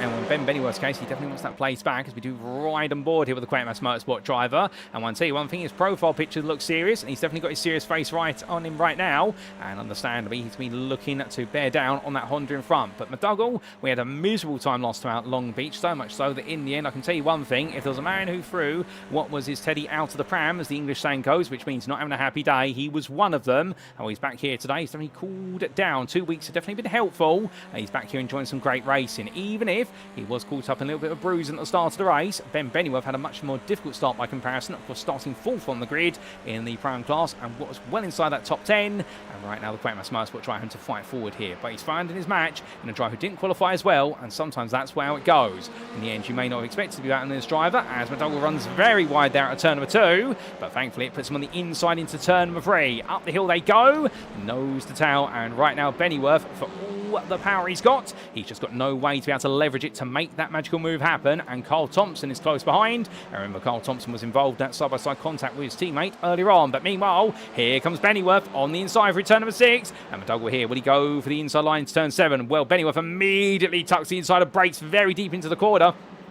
Worried about McDougall coming back at him, and well, it's going to be Bennyworth holding on for now. But meanwhile, Andrew Pike battling around the outside of Adrian Fritsch here. This will be for 18th place, and Fritsch right now with the damage on the car, he's not backing out here, and Pike's going to have to go all the way around the outside, but great room and respect shown between both drivers. And Adam Wilson-Weir now looking for an opportunity to get on the attack in his Hyundai Veloster as he rolls his way between the apexes, and well, tucked in tight there to Fritsch. And remember, they're battling for overall position and the chance for some points, but looking to the outside here, coming in towards turn number 13, and Adrian Fritsch there backs off, letting Gavin Garner go as well. And to be fair to Adrian, he knows that he's battling with drivers of another class. As much as he'd love to hold the places, he also knows it's not worth it in the long haul, because right now in race number 1 he's not going to get any overall points. They only go down to 15th place overall, and he's going to continuously get the same points in the AM class of 5th place regardless of where he finishes in relation to these Pro-Am drivers. So that's definitely going to be his logic there as they race the way through. And as they do so, all these drivers right now enjoying plenty of fighting action. That's what we love to see, as always. And we're looking into Marcel Fritsch. Meanwhile, well, he has been caught by Nigel Stocks. The Stocks right with him now. Stocks gradually been building up to this move for some time. And well, can he move himself onto the bottom step of the AM podium? Keep in mind, of course, that both these drivers do have significant weight in the car. And well, with that, it's making it just that little bit harder. Increase the amount of tyre wear as they're all over the back of Lewis Mason. And Mason's pace over the last couple of laps has dipped a bit. I think he's now starting to feel the wear of the tyres and also the success ballast. Remember, he's running 25 kilograms of ballast in the car. It'll be towards the rear of the car because it's done on the fuel tank, but it will increase tyre degradation at the front because he's having to stop more weight compared to what he normally would. And here comes Marcel Fritsch trying to get stopped, but dives up the inside. There's contact between the two, and it's going to push Lewis Mason wide. And well, Marcel Fritsch makes that move, but I think he'll feel a bit guilty about that one, and Lewis Mason will not be happy whatsoever. And now the problem is that Nigel Stock squeezed on through. So for Lewis Mason, he's now got to make 2 moves to get back to where he was previously, as that's going to be Nigel Stock hopping over a curb. And here comes Lewis Mason looking on the inside, come through turn number 13. He's going to go for the counter-attack here. And, of course, these two know each other very well from previous seasons of racing. And here comes Andrew Pike. He's going to make it 3 wide, coming down towards the hairpin. Now the pro drives on the inside. He clears Mason immediately and on the brakes. Will he clear Stock as well? The answer is going to be he's going to have to force his way in to do so. So Andrew Pike in the end says, you know what, we're going to pull the trigger and roll with it. He will move into 16th place for a brief moment at least, as Nigel Stock squeezed the wall there at turn 16, but given enough space to breathe or about. And, of course, that line they go. And Mason trying to come back here versus Stock. As he goes around the outside, when he gets to the inside of turn number 2, he's going to brave it all the way into the braking zone. And for Lewis Mason, this is some daring racing, but this is what the championship leader needs in the AM class. He needs to get the elbows out. He's going to go for it here, and Stock right now holds the inside in towards turn number 3. Coming through the left, in towards the right. Mason's not backing out. Adam Wilson-Weir says to them both from behind, can you get a move on? The pro and driver wants to go chasing after, and Matthew Cheverton up the road. And Lewis Mason in the end gets to the inside into turn number 5, and this could seal it as they come out of the corner. And Nigel Stock in the end flashes headlights. Feels though he's been pushed slightly wide, but to be fair, whilst he may have been edged out on the road, he was still given the room to exist, and he comes back immediately as Mason gives him the space to look up the inside in towards turn number 7. But the point is he can't get the switch back there because Adam Wilson-Weir's on his inside, and with that understeer that creeps in, it's going to be Mason going out wide to the point he loses the place to Wilson-Weir. He is going to lose the place to Gavin Garner almost, but not quite in the end as he does go defensive into the braking zone. He goes all in on Wilson-Weir, and right now the pro and driver coming back at him. It's brilliant racing between them, and Nigel Stock will try and use this to break away as Marcel Fritsch, meanwhile, well, that Audi's definitely seen a few bruises to it, but he's just making sure that he can steer clear in second place in the AM class, although I suspect he will have a Stewards investigation for that contact with Mason coming to him after the racing is done today. But as they make the way onwards through turn number 13 in towards 14, well, all this battling going on, we have got some battles going up the road as well, including the fight for 4th place in the Pro class. Joe Coffin's trying to break away with it, but look behind as they go on to the penultimate lap in this race, and there you can see Stuart Winnis ahead of Nick Clibbins, with Jamie Dory still riding the rear of this group as they make the way onto turn number 2. Brilliant racing between them all, but Winnis right now trying to hold on the Scotsman versus Nick Clibbins, and Clibbins here itching for that potential move, but the problem is you can get close, but where do you go for it? Because you're both in equal machinery, it's all going to come down to the driver and your knowledge of the circuit. As Jamie Dory constantly pressuring Clibbins into making a move, but I think on the next lap he will go for one himself to move up overall position and gain some extra points for 9th place instead of 10th. We'll have to see what happens there as these drivers come through turn number 7. And well, right on the way down, Craig Twardock battling on the outside of Gavin Gardner, trying to come back past him. That's not going to work. Meanwhile, we have had Andrew Pike get ahead of Marcel Fritsch coming out of turn 5 in towards 6. So now he's into 15th place. And I think that's the furthest he will go here under his own steam, because Matthew Sheraton is 5 seconds up the road. But Clibbins and Dory right now on the inside through the hairpin. Oh, it's a lovely line there from the number 13 without a 0 driver in the NXTGEN pink Audi, but unfortunately it's not going to be the best line, as he does have the title line. He can't get the throttle down as comfortably, so it keeps Clibbins ahead for now. And then we look to Benjamin Gregory, who's still chasing after his teammate of Ben Altrier. Different liveries on the cars here, the newer livery on Altrier's car and the foreground of your camera shot, and then we do have the classic livery there on Benjamin Gregory's car. But understandably, 2 different classes there, but both battling for the overall podium, and Michael Lees wants a pop at this as well. The pop for second in the Prime class, but also for third place overall. I'll have to wait and see what the JW Motorsport driver can do as we go on to our final lap. Wojciech Swirydowicz still leading by 1.2 seconds over Jack Pitters. And right now, I think he's been very happy there, although he'll be told by the team, don't look at the relative, Jack, just get to the finish line. They won't be telling him if he's not aware he's leading the Prime class. They won't tell him at the team wall, because right now the Type 2 racing driver is doing what I suspect he thought was impossible, which is he's not just learnt the circuit, but right now he's on course to take his first win at it today. And what a day this is going to be for him, no doubt about it. As Jamie Dory continues to fix himself to the back of Clibbins and Winnis, still staying in that fight for 5th place in the Prime class, but what for him is 8th place overall, but not able to find entry into it. But further back, Phil McDougall all over the back of Sean Doby for 24th place, but right now it's not really coming to the 105 drive for the CXR Project Black, although he's definitely had some good scraps here. He's got Fraser Rossens approaching quite quickly as Doby runs a little bit deep. That could open up a doorway, but meanwhile coming in towards turn number 7, this is going to be Gavin Gardner looking around the outside of Adam Wilson-Weir, and in the end the Type 2 racing driver will just simply hold that inside line, and Craig Twardock will see the doors open. He's going to try and sneak his way in as well, so it's going to be 2 wide between Gardner and Wilson-Weir heading up towards the hairpin. Who's going to get the better run here? It's going to be Gardner on the inside as Twardock pushes him into the corner a little bit and says, have some confidence, I back you. But meanwhile, we look to the very front of the field, because coming through the final corner, it's going to be an absolutely brilliant lights to flag win here for Wojciech Swirydowicz, and another step closer to his 3rd title in the NXTCC, as Swirydowicz wins here in race number 1 at Sonoma, and Jack Pitters takes the Prime victory. In 2nd place, overhead of Ben Altrier completes the podium. It'll then be Benjamin Gregory who takes 4th place, 2nd in Prime, ahead of Michael Lees, who rounds the Prime podium.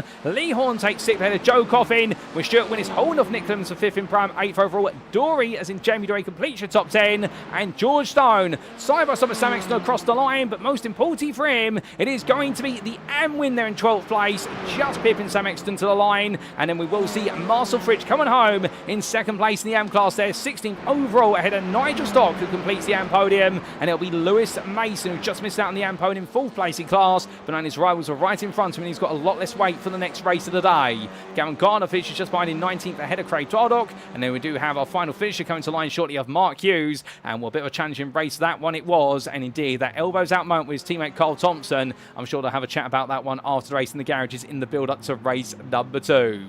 But as the GBRC drives cool on down, indeed all drives gradually make their way to the pit lane.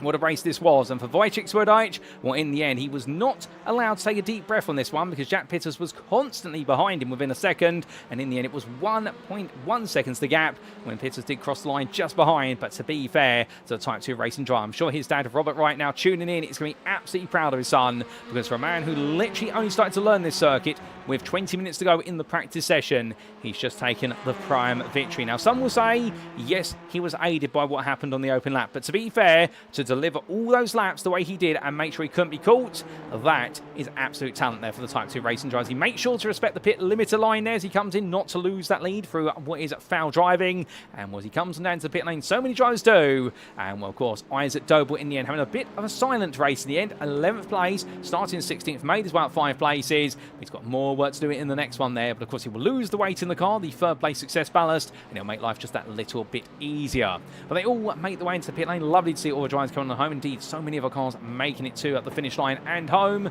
But as they all head home in preparation for race number 2, ladies and gentlemen, let's take a look to the scenic view and with it the race results.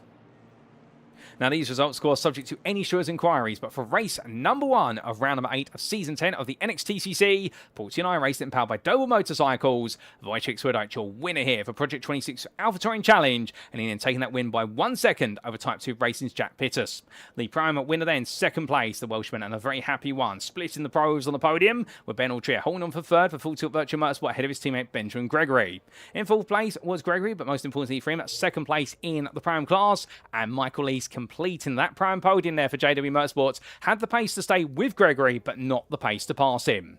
Lee Horn, 6th for NXTGEN Orange, a sizable gap, almost 7 seconds there away from the top 5, but to be fair to him, in the end, taking 6th ahead of Joe Coffin, who was half a 10th behind, went half a second behind, let's correct that, and then we did see Stuart Wennis there finishing off the top 5 in the prime class of Track Scotland. Between the Team Big Lips and Track Scotland drives, it was only a second, and it could be said it was 4 tenths of a second, meanwhile to Nick Clibbins in 9th for iRacing Esports powered by Crest Autosport, who had very similar pace to Winnis, but unfortunately could not find a way to make a move happen. Jamie Dory for NXTGEN Pink held station behind Clibbins all the way to the very end to complete the top 10, with Isaac Doble taking a length there, best of the rest of Doble Sim Racing, and then George Stone, your AM winner for Type 2 Racing. He'll be absolutely ecstatic about that, just holding off Sam Exton to line there to pick up some overall points as well, and Exton was only 78 thousandths adrift at the finish line in 13th place of Team Big Lips. Matthew Sheraton, the Pram Championship leader, a frustrating race number 1, so in the end, whilst he may have gained some places compared to his qualifying position, he knows he's still got more to do, as I was only 8th in the Pram class, and Andrew Pike completed the top 15 after being involved in the open lap shunt, where he got the car repaired and fought his way forward, and he'll be looking to move forward even more in race number 2. From the Sim Racing Collective Esports drive, it was in a further 1.3 seconds to Marcel Fritsch, run up in the AM class in this race. And the Austrian driver definitely getting his elbows out to battle for that second place spot in class and 16th overall. And then the WS Racing Esports car, the best part of 6 attempts ahead of Nigel Stock, who completed the AM podium. And behind the iRacing Esports powered by Crest Autosport driver, it was Full Tilt Virtual Motorsports Lewis Mason with a very frustrating 4th place. 9, he could have been on the podium, but unfortunately, contact with Marcel Fritsch spoiled his chances. Gavin Garner and Craig Tardock completed your top 20. And outside the top 20 in 21st place, it was Adam Wilson Weir. And watch out for him in race number 2. I suspect he's going to try and fly through the order ahead of Ben Bennyworth for Great Mass Motorsports. And then we did see Adrian Fritsch complete the AM top 5 there for WS Racing Esports in a heavily wounded car, but kept together or thereabouts. And Phil McDougall, Sean Dobie, Fraser Ostens, Kieran Smart, Carl Thompson and Mark Hughes completed your finishing order, and unfortunately behind the GBRC drivers it was a non-start for Mark Kent due to a technical issue, and the Full Tilt Virtual Motorsport driver had to watch from the sidelines. But that's how it went, ladies and gentlemen. In the end, 30 classified starters, but it was 29 who made the way away and all 29 finished, and we get ready now for race number 2. Another 13 laps of racing are just around the corner, and already race number 1 has demonstrated how much racing we can have at Sonoma Raceway, and the answer is plenty of it, and there's plenty more to come, and we'll be back in approximately 7 to 8 minutes time for the build up to race number 2, ladies and gentlemen. Don't go anywhere, as we do leave you with a word from our title sponsor for this series, and that is none other than Doble Motorcycles.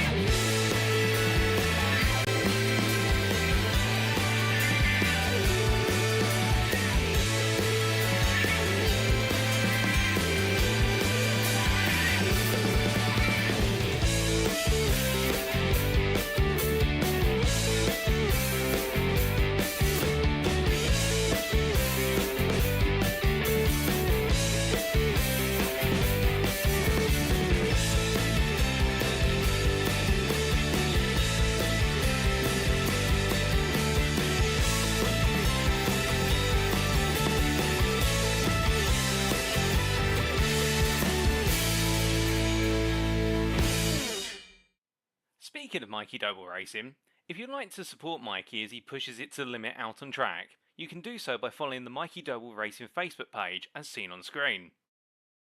Additionally, if you want to represent the 88 Army at a BTCC weekend, Mikey Doble Racing has some fantastic merchandise available just for you, as may be found either via the Mikey Doble Racing Facebook page or alternatively in the Doble Motorcycles store at dobledirect.co.uk. Don't miss out on being a part of the 88 Army today.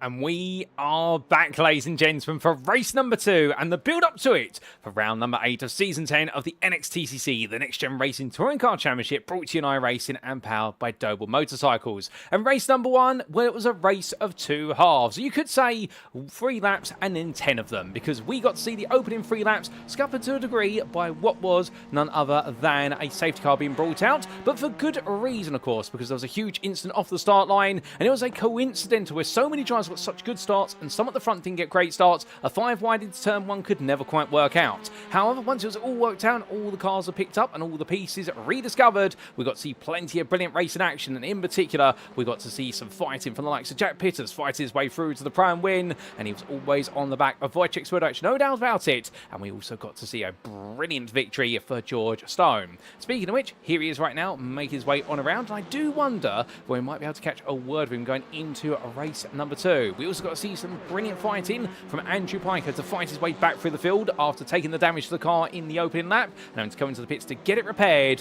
but he then was able to go on the charge and make his way just back inside that top 15. But how far can he go? Because of course he will want to be inside the top 13 to guarantee a spot in the race 3 reverse grid. Well, for all that and more, ladies and gentlemen, we're not too far away from seeing our next race get underway, but as we do see, oh, that's got a bit wrong there for Wojciech Doble, and also for the car of none other than Nick Clemens, but they've been able to survive it just about, and Andrew Pike making sure he did not make it a menage a trois. Well, let's take a look to George Stone. Let's see if we can get a word with him as he does make his way out of the hairpin, although of course a bit careful not to distract him too much, ladies and gentlemen, but it's always good to see if we can get a word with 1 or 2 of our drivers. So bear with us, we are going to try and get a pat true to the car of George Stone as we do look inside the car. And well, ladies and gents, without further ado, let's see if we can get a word with him now. We're going to get the patch through to George's car as we get it through now. George, good evening to you from the commentary booth. Have you got time for a quick chat? Yeah, of course, Paul. A brilliant race 1 win in the AM class. I mean, you looked absolutely as cool as a cucumber out there. I don't know about that. Obviously, start was a little bit interesting. I'm pretty lucky to have got through that accident, but yeah, just tried to carry on from there.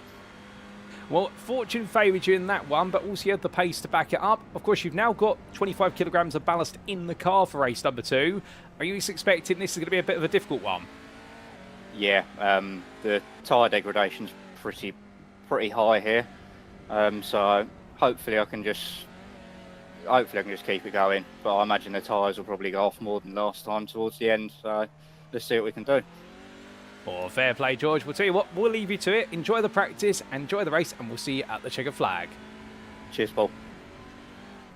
So, talking about the tyre degradation there, particularly with the fact the extra weight in the car and already feeling the tyres going off in race number 1 without the major weight, but now more weight in the car, it's going to be a tough one for him. But we've spoken to one Type 2 racing driver, so tell you what, why don't we talk to another one in the prime class, one that had it all go a bit wrong. Let's go a quick word with Adam Wilson Weir if we can, as he makes his way out to turn number 7. As we do get a patch through to Adam Wilson Weir's car. Adam, you got time for a quick chat? Yeah, I do indeed, Paul. Adam, a tough race 1, good qualifying performance, but it all went wrong right at the start of the race, but plenty of fighting for yourself in race 1. Yeah, I mean, it was unfortunate about the start. There was a slow car in front, so I had like a split second to decide if I wanted to go left or right, but I seen Ben on the left side. The spotter didn't say anything right, so I thought I had a gap, and unfortunately it got collected with Gavin, so I already said apologies to him. You know, it was my bad, so... but at least we got a lot of good battles, and hopefully it's got me warmed up for the next race. Oh, 100%. And of course, one of the good things now is no weight in the car, and you've got all your rivals in front of you, so I suspect you're going to come out fighting in this one.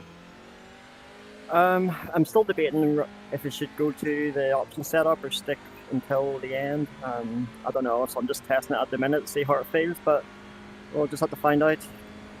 All fair play. We'll let you focus on that. Good luck in race number 2, and we'll see you at the checkered flag. All right, thank you.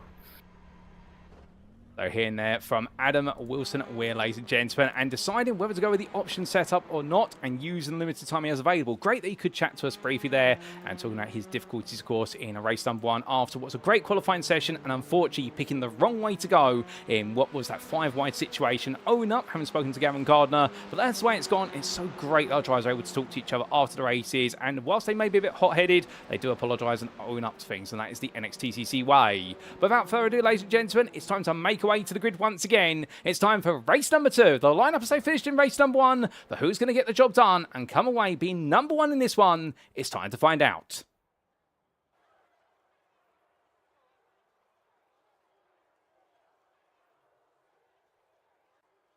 And so the circuit goes briefly silent for a moment, and then it comes alive once again with all of our cars making their way onto the grid. But this is how they'll line up for race number 2 of round 8 of season 10 of the NXTGEN Racing Touring Car Championship, brought to you on iRacing and powered by Doble Motorcycles.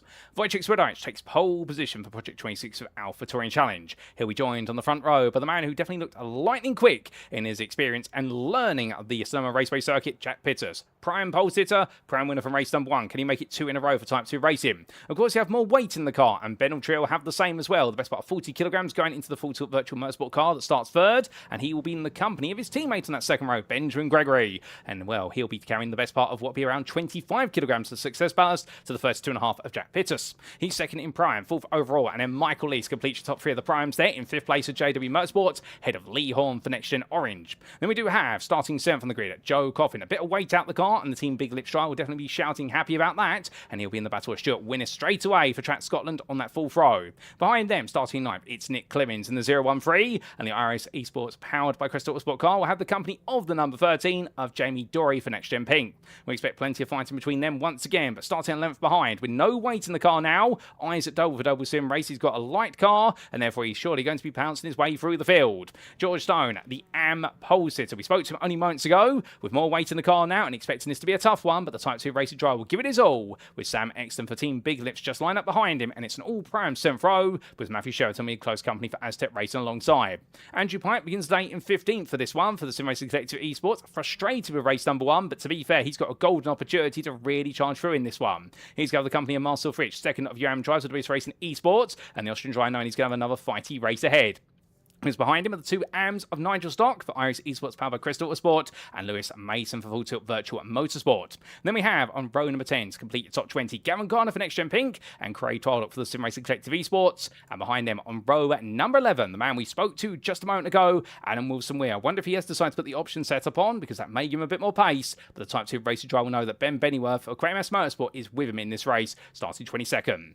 Adrian Fritsch will start in 23rd ahead of Phil McDougall, and then we do see Sean Dobie and Fraser Rostance on row 13 together, with Rostance looking quick towards the end of race 1. Kieran Smart for Track Scotland and Carl Thompson for GBRC, line 27th and 28th. And then we do see Mark Hughes started 29th there. Unfortunately, with Mark Kent's car unable to go racing, we're down to 29 drivers, but the GBRC driver will bring up the rear of the field. But with that, ladies and gentlemen, the field is set. We're almost ready to go racing once again, and the start like procedure will be able to get away very shortly, as I do believe the last car has come into place on the grid. And regardless of where you're tuning in from right now, whether it's YouTube, Facebook or Twitch, well, we've seen plenty of you enjoying the racing so far. I'm sure this will bring you plenty of smiles again once more, because we do have another race coming up, and after this one, of course, we've then got another 13 laps in race number 3. But the middle race of the day is always an interesting one, because remember, after this we'll reverse the grid spots based on what we draw out of the bowl. But here we go, ladies and gentlemen, for race number 2. It's going to be 1, 2, 3, 4, 5 red lights. And it's away we go as our drivers launch to out the line, and Wojciech Swirydowicz gets a good start once again. Jack Pitters a bit slow off the line this time, and it's going to be Ben Ultria going around the outside immediately. As they make their way onwards up the hill, we look to the blimp camera here, and you'll get to see the full field as it progresses its way into the heavy braking zone. Gregory fighting hard with Pitters immediately. 2 wide as they come out the corner, and Pitters right now having to deal with that extra weight in the car. He's not looking happy whatsoever in it, and Gregory tries to go around the outside, but Pitters beats into the braking zone there for turn number 3. Further back, we can see Craig Twardock right now leading a whole line of cars, including Adrian Fitch, Ben Bennyworth, Phil McDougall, as McDougall going for the fight. Oh, who's that gone round? That's Gavin Garner going spinning. Carl rolls backwards, but he gets it stopped in time and rolls it back into the grass. Well done to him for doing so. And Carl Thompson and Mark Hughes are fighting, and Thompson goes wide this time as Sean Dobie's got a bit wide, and that's going to enable Mark Hughes to move into 6th in the AM class. But meanwhile, Michael Lee's fighting. That's 3 wide as they come down the hill out of turn number 7. My goodness, and that's going to be Joe Coffin. How on earth has he squeezed his way through? They're all fighting very hard on the drag strip. It's 3 by 3 as they head up towards turn number 8, and as they do, still. They'll calm it down. It's 2x2 now, but you do have what is almost a diamond formation there. And as we contact to the rear of Lee's car from Gregory, that's going to send Lee sideways. He tucks up the inside then, squeezed himself alongside Pitters, and Stuart Winans meanwhile, he's got around. Oh, and that's going to be Pike around again. And for Andrew Pike, car straight into the front to him. That's going to be the car there of Adrian Fritsch, and Adrian Fritsch finds a stranded car once again. It's all gone wrong for the younger member of the WS Racing Esports team. And for Andrew Pike right now, it's all gone backwards rather than forwards. We're going to replay that when we can. But as all drives carry on, well, meanwhile, it's been drama for many, but right now at the very front of the field, Wojciech Swirydowicz and Ben Altrier are running away. To the tune of 3.5 seconds. Head of Nick Clemens has been able to get back ahead of Joe Coffin, but looking behind, Matthew Shepton dives up the inside there. Indeed, that was so far away. That was from Australia he sent that. And Matthew Shepton moving up into 5th place there. You can see Benjamin Gregory flashing his headlights. That's not to celebrate it. That's to say, how dare you do that? And when the end, Matthew Shepton, I think right now, he's really got to get his elbows out there if he wants this Pro-Am crown. So he really is up against the best of the best right now in this Pro-Am class. And everyone is really biting back. But as the fighting carries on, we can see for that George Stone, a great start from him, as it's a very poor run over the apex of turn number 2 from Adam Wilson-Weir, and then he loses all the pace. In fact, he beaches the car in the apex of turn 2, and Jamie Dorey in the end rubs his back and then makes his way up the inside in towards turn number 4. And how about that? That's going to be short-changed him very quickly there. It's going to be free wide into the braking zone. Craig Toddock dives up the inside. My goodness, Craig, you don't do that. And well, he says you can, and in the end, he squeezes himself in, but it's not going to work out. Lewis Mason gets back ahead, but Adam Wilson-Weir, he probably got the call over the radio to say he's at a free wide, and probably wondering where is the third car. And well, it was Craig Toddock literally putting himself on a paper-thin slipper road up the inside into towards turn number 5. And tell you one thing, I seriously don't know what he's had for breakfast, lunch and dinner, but right now Craig Toddock is so fired up right now. I think he sees every space out on circuit as an overtaking opportunity. Well, to be fair, somebody has to, and he's showing you how it can be done. But meanwhile, Kieran Smart, well, he finds himself rolling on the back there. Stuart Winnis, as we can see Ben Bennyworth being elbowed out by the Track Scotland drivers at the hairpin, and he's going to lose at least one place, but will he lose both as the Elantra battles with the Audi? And then he'll be outside to inside here through 11 to 12, and that's going to enable Smart just to inch ahead as Winnis runs a little bit wide, and Lee Horn is over the back of this, and Lee Horn found himself in the thick of the action in race number 1, and he's in the thick of it once again, although this time he started from 6th, he dropped all the way down to 19th place. What happened at the start, and he's got it all to do. But Mark Hughes is towards the back of this as well. He wants to get involved. In fact, Mark Hughes has moved all the way up the order. He's up at a 3rd in the AM class here. And well, could this be another podium for Hughes? He's had a rare number of them this season. He's had a lot of bad luck. But right now, I can tell you one thing. He's looking very rapid out there as the Civic Cup driver as he makes his way on to lap number 3. But Wojciech Swirydowicz under pressure here. And this is the pressure that did not quite materialise in race number 1. Pitters could not get close enough. But right now, Ben Altrier here says, OK, I need to take on the number 1 man on this grid right now. And he's going to give it a go. Of course, both of them in the Elantra, so in equal machines, but you do have to wonder what is the difference between the cars. Success ballast is one of them. Altrier, of course, carrying the best part of what is 16 kilograms less ballast in the car, plus also, as they make the way down, neither driver can run the option setup, given the fact they both finished inside the top 10 overall in the first race of the day, so therefore they're both in cars that are equal. The only difference is the ballast in the car. 16 kilograms, and Altrier right now absolutely fired up here, but of course Swirydowicz is used to all that weight. He's raced with it for the majority of the season. Meanwhile, Altrier right now is starting to get to grips with that 40 kilograms of ballast, which he's only run a couple of times. Joe Coffin, meanwhile, is still giving chase. Michael Lees here, as Nick Clemens, the prime leader right now, leads the long line of Clemens, Coffin, Lees and Pitters along, and Isaac Doble is the wolf in sheep's clothing there because he is the pro driver at the back of this prime group. You can see Matthew Shepton 1.1 seconds behind with Benjamin Gregory there, and Shepton had to fight his way to get right onto the back of this, and he's still having to work his way just that little bit more, but definitely looking quick. As they head onwards, well, Nick Clemens here finds himself under pressure on Coffin. Coffin looks up the inside, but Clemens then puts the car in the middle of the road and pulls it slightly to the right under braking. He will be allowed to get away with it. Actually, he's given the space to Coffin, but Coffin will be aware of that and know that what Clemens is doing is essentially it's creating a space that is narrowing towards the braking zone, and well, narrowing enough that a car can get in there, but it'll have very little room to manoeuvre. So he's teasing Coffin to say, try if you dare, but Coffin says, I'll try the outside of turn 2, thank you very much. A little bit of touch between them, but Coffin's going to take the place there as he gets it together. And the Team Big Lips driver right now on the inside into turn 3. Will Clemens be able to go around the outside to inside? He's going to try it, but in the end runs out of momentum on the blind rise, and Michael Lees taps on the ring, gives him a bit of a push along, but Jack Pitters does not get caught up, dives at the inside of 1, goes a win for both. It's a 2-for-1 special. Does Pitters get it there, or does he get robbed back? And the answer is he gets it done, as Clemens gets elbowed out, and Clemens drops down to 6th place. But as we can see that Isaac Doble carries way too much momentum coming down for a total of 6 in towards 7, tries to find a bit of road that's not there. He finds the grass instead, instead, but Clemens goes deep at 7 as a result. That's going to give Doble an opportunity to get in, and as we said earlier on, now he's got no weight to the car, expected to come absolutely alive, and he's doing exactly that as it's going to be too wide on the break in here in towards the hairpin. And you can see Matthew Sheridan just behind with Benjamin Gregory there, and was a roll the way out. Isaac Doble trying to glue himself to the outside of Clemens' car, but of course on the outside line, more circumference to go through, more distance to turn as they rub, they touch, and in the end Doble backs off there to make sure he doesn't turn Clemens' car, and again trying to squeeze his way in, and right now Isaac Doble trying to find those paper thin slices of tarmac to make the move. It's not quite working out for him, unlike Craig Twardock, who right now is all over the back of Adam Wilson-Weir, still fighting him here for 8th place of the Pro-Am class. And remember, this is a 14th place. Lewis Mason is in 13th. That's the place you want to be in because you're guaranteed to be in the reverse grid, and you do have an opportunity to be on the pole position for the final race today if the numbers 6 and 7 are drawn out of Lottery Bowl, although they've yet to be drawn so far this season in that combination. As they make the way out to turn number 15, that was a run deep there from Wilson-Weir, and we can see Craig Twardock and Kieran Smart keeping close behind, but Smart now looking to put some pressure on here, so this could become one of those battles whereby it's looking more backwards rather than forwards for B. Twardock, as suddenly Kieran Smart will be itching to try and make a move of his own. That might buy Wilson-Weir just a little bit of breathing room, but meanwhile still too wide here for Clemens versus Isaac Doble, and this time Doble will get the move through 3 into 4. He goes round the outside and completely leaves Clemens in the dust. Meanwhile Sheridan and Gregory queuing up behind him, but Matthew Sheridan going very defensive there versus Benjamin Gregory, who taps on the rear and says she can get a move on, thank you very much. And well, the battling between these drivers absolutely incredible right now. And tell you one thing, they've all been given a talking to after race number 1, and finally they're bringing out some of the very best here as George Stone, leader and pole sitter, still holding on as Gregory on the inside of Sheridan, and this is going to be for 8th place here. They rub, they touch, and in the end Gregory gets off the power to make sure he does not push Sheridan out. Sheridan is still there, he's still there, and he is still there all the way alongside, says Sheridan to Gregory, and they're going to make contact on the braking, and it's going to send Gregory sideways.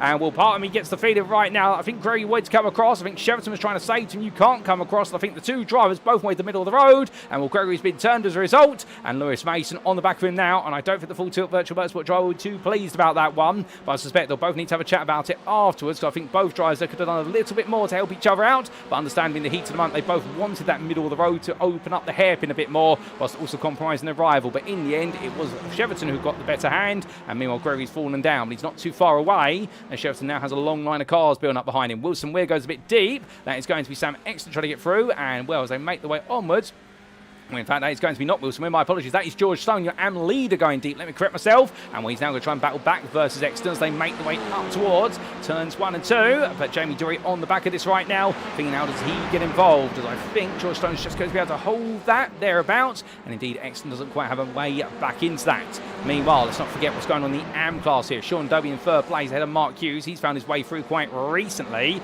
and well, we're going to get a quick replay of everything that did happen towards the very start of the race, including how Mark Hughes found his way through, but this all beginning with an off-track from Marcel Fritsch. So this is when we went green flag racing. Jamie Dory and Gavin Garner going too wide there coming through turn number 2, but then Fritsch was turned across the front of Andrew Pite's car, and that explains how across the front of Craig Twardock's car there, let me correct myself, and well, Marcel Fritsch being sent to the grass very quickly. But then things went a little bit wrong for Gavin Gardner and also for Lee Horn. And this was coming up the hill through turns 3 and 4. Hit a lot of apex curve there, hit the rear of Lee Horn's car, and that's what sent Gardner around. It was a bit too much momentum and just propelled the car around, and I suspect that Lee Horn went to the grassy, went very wide at turn number 5. So whilst he went wide, well, we got to see plenty of battling towards the front, and this was Joe Coffin, watches Michael Lees, and also Benjamin Gregory both went deep, and it was Coffin who went for the 3 wide there, and that is how he moved into the lead of the Pro-Am class. A daring move, no doubt about it, and there was 3 wide between all these drivers as they then powered the way up towards the turn 8 hairpin, and Coffin went as defensive as possible on the inside, and they all fanned up around the outside of him, and that's what it was all about. But with that, ladies and gentlemen, we must come back to your live racing because we've got plenty of action here, and well, as much as we'd love to bring replays, we need to bring you what's happening live. And right now, Jack Pitters will fight in with Michael Lees for that 2nd place in Pro-Am, and Lees is constantly probing here, looking for a way in, but it's not forthcoming at the moment, and we can see Isaac Doble still behind there with Nick Clemens falling a bit further back. So you might be wondering, well, how exactly did Mark Hughes lose 3rd place to Sean Doby? Well, we'll see that and plenty more in due course, as these 2 drivers make the way on down in towards turn number 5. And in fact, we do get a quick replay to explain how Sean Doby lost 3rd place to Hughes and then took it back. This was firstly on lap number 3. This is how he lost it. And this was 2 wide, making the way up towards the hairpin. Doby on the outside, Hughes on the inside. And Hughes in the end battling for that position, trying to go forward. Went all in. Doby went a little bit deep off the corner, and Hughes was able to get the move done. But then 2 laps later, this was how Sean W then got the place back. It was at the same corner, switched back to the inside here, and essentially did what Hughes did to him 2 laps before and said, well, if you can do it, I can do it too. And that's how he got the move done there on the inside. Hughes did not fight it as much. He went for the cutback, but found the apex curve instead, and that just sent him slightly wide as we head back to your live racing. And as we come back, still more to come. Craig Twardock still trying to break away from Jamie Dory and Ben Bennyworth. I think he'll get his wish now, and as he's on the back of Benjamin Gregory, as meanwhile Dory and Bennyworth side by side, but Bennyworth backing off there through turn 11 to 12. Now we have lost in this race Carl Thompson and also Gavin Gardner due to instance that we have caught Gavin Gardner's one. Of course, that was a huge instance at the start of the race, although Carl Thompson's we didn't quite catch, although we did see him go wide at the very beginning, and that may be an explanator as to why. But meanwhile, we can see here Lee Horn trying to fight his way forward on the back of Bennyworth. Bennyworth covers him off. Twardock up the inside of Gregory, but carries in way too much enthusiasm, and will go deep there. 10 out of 10 for trying, but 1 out of 10 for getting that car stopped, it would seem, as he makes his way onto lap number 8. And still ahead of Bennyworth for now, but Twardock definitely getting out there. And well, I think that Sim Racing Collective Honda has definitely got a few bits of paint from other cars on it, but to be fair, he's going with the adage which is rubbing is racing. Roars way up and Rubs drives the other way. Well, meanwhile, we come back to the front of the field because Wojciech Swirydowicz has reopened his lead to 9 tenths ahead of Ben Altrier. Whilst we've been looking away, they were within 2 tenths of each other about 4 laps ago, but Swirydowicz is getting his head down and getting to the ground. Meanwhile, Joe Coffin, Pram leader, now has Michael Lease still chased after, although that's not Lease directly behind. That's Phil McDougall, who is a lap down. He has had a lap put on him, the CXR Project Black driver, and well, this race definitely has not gone the way he's wanted it to. But the good news for Coffin is that he does have that gap to Pitters and Lease. Here they are, and Isaac Doble and Nick Clemens are on the back of this as well, so it's a quartet fighting hard over 4th place, and I suspect the fight is for 4th rather than chasing down 3rd at this point in time. However, Ben Bennyworth looking for a move on Craig Twardock here further back, as that's going to be a big lunge up the inside there for Jamie Dory, and then lets the brakes go. No, he's never going to stop that car in time. Lets it go. He's got all that runoff area there at the hairpin. They are allowed to go on that if they need to as an escape road. It will not count as an off track, although of course if they are trying to make a move and they go that deep, they are expected to give way if they've gone off the road compared to those who are on the road. Quite liberal track limits there, but of course there is etiquette with regards to how you race. If you are actually on the circuit, you get priority versus those who go wide. But meanwhile, Jamie Dory losing out there to Lee Horn, Bennyworth and Twardock, and now he knows there's not got too many laps left. Now, one of the good things about, of course, a slightly reduced field today, normally we would have some in the region around 40 to 45 cars, but here today we only have the best part of what is 29 cars, is that there's a very good chance a lot of these drivers will be in your reverse grid if a large number is drawn out of the lottery bowl. But right now, they won't be thinking about that, as that's going to be Kieran Smart up the inside of Wilson Weir. And well, Wilson Weir definitely not looking too happy with the car at the moment. I think with some of the knocks and bumps he's had earlier on, it's perhaps just knocked the car around a little bit and caused the suspension to fall out of alignment slightly. And well, that's Wilson Weir down to 8th place now in the Pro-Am class, Smart up to 7th, and a length overall. But meanwhile, we look to Michael Lees, who has found his way past Jack Pitters, and he's made that move up quite recently. And how did he get that move done, I hear you ask? Well, here's a quick replay to explain.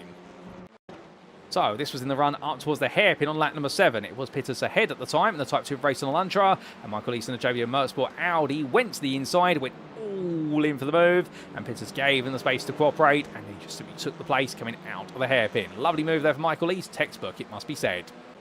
But now we make our way back to your live racing, and you can see Isaac Doble still there. And if I was Jack Pitters, I get the feeling that right now he's prioritising the podium position rather than the win, because he's going to have a bit less weight in the car. He's getting used to the fact he does have 32.5 kilograms of ballast. But of course, if he was to finish 3rd in class and we're 5th overall, what it would mean is that going into the final race of the day, he will be taking a grand total of 24.5. In fact, he'd have the same success ballast as what he currently has in the car, whereas Michael Lees would see his success ballast upgraded to 28.5 kilograms, because of course it's always the greater the ballast depending on where you finish. So if you finish and you can take ballast from your Pro-Am class position plus also what is your overall finish position, you always get the greater, and that's why Joe Coffin right now, he's not going to have 32.5 kilograms going into the final race. Should he finish where he is, he's going to have 40 kilograms of weight. It'll be more than what the Pro-Ams normally expect, but that's how it goes when you put together a brilliant performance. But brilliant performance here from Craig Twardock and Ben Bennyworth again, as Lee Horn this time tries to get involved,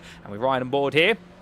The next-gen orange stripe in the 36, as right now he finds himself at the back of the battle for 15th place, with Jamie Dory catching up to it very quickly. It's a three-way fight between two prams and a pro dry, and Lee Horn, to be fair to him, he's one of the older members of the grid, but that does not make him any slower than anybody else out there. A multi-time winner in the NXTCC. Hasn't taken a championship crown, but he has been runner-up a couple of seasons, or inside the top 3, and right now, well, the man definitely trying to hang as close as possible to the back of Bennyworth's car, as Twilight going as defensive as humanly possible right now, and Horn here just turns to try and bide his time and pick the right attacking spot. What doesn't help, of course, is that he does have some weight in the car to the tune of that 6th place finish from race 1, so 20.5 kilograms of success ballast, whereas the cars in front of him are a lot lighter by comparison, and they're going to be quicker on the straights if it's that Audi, for example.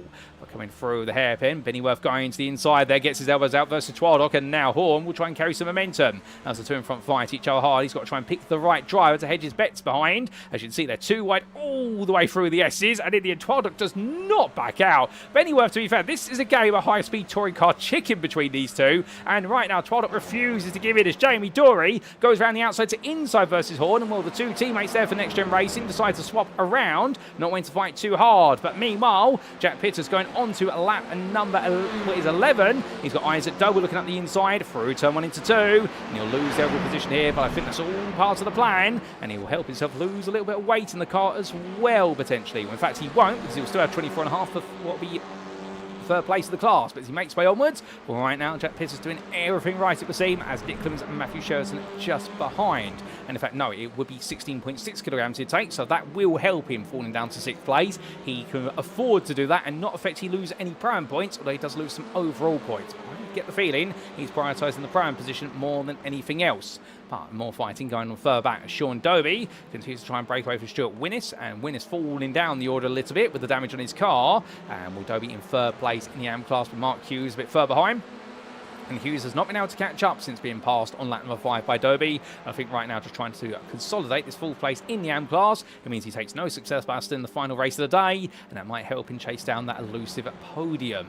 Still plenty of battling going on here. Here's Kieran Smart on the inside of Sam Exton into the hairpin. He's gone for it. And Adam Wilson-Ware staying close behind. Too wide at the front. And it's one driver behind at the moment, as it's going to be Kieran Smart trying to hold it. But that Honda, I'll tell you one thing, it doesn't have the speed on the straights, but through these corners right now, the confidence the Honda drivers have is absolutely insurmountable. But in the end, you can see that Kieran Smart holds the middle of the road and says to Exton, if you're going to go for it, I'm not going to give you any room. And Adam Wilson-Ware wanted to make that 3 wide for a brief moment, but in the end realised if he did so, somebody was going to get elbowed to the grass, and it would have been him, but it's going to be Exton defending hard on the inside. Kieran Smart tight with him then, and Wilson-Ware goes to the cutback, coming out the hairpin, but that's not going to work. He finds the marbles out, then just drifts a little bit deeper, but his battle for 6th place in the Prime class absolutely electrifying as they go on to the penultimate lap of this race. Exton has found his way ahead with that move into the hairpin, but Kieran Smart is not done yet as he heads up the hill, and will be riding board looking down over the bonnet of the track Scotland number 39, and right now, well, he knows he's got pressure from behind, but he's trying to put some pressure on Exton to make a mistake,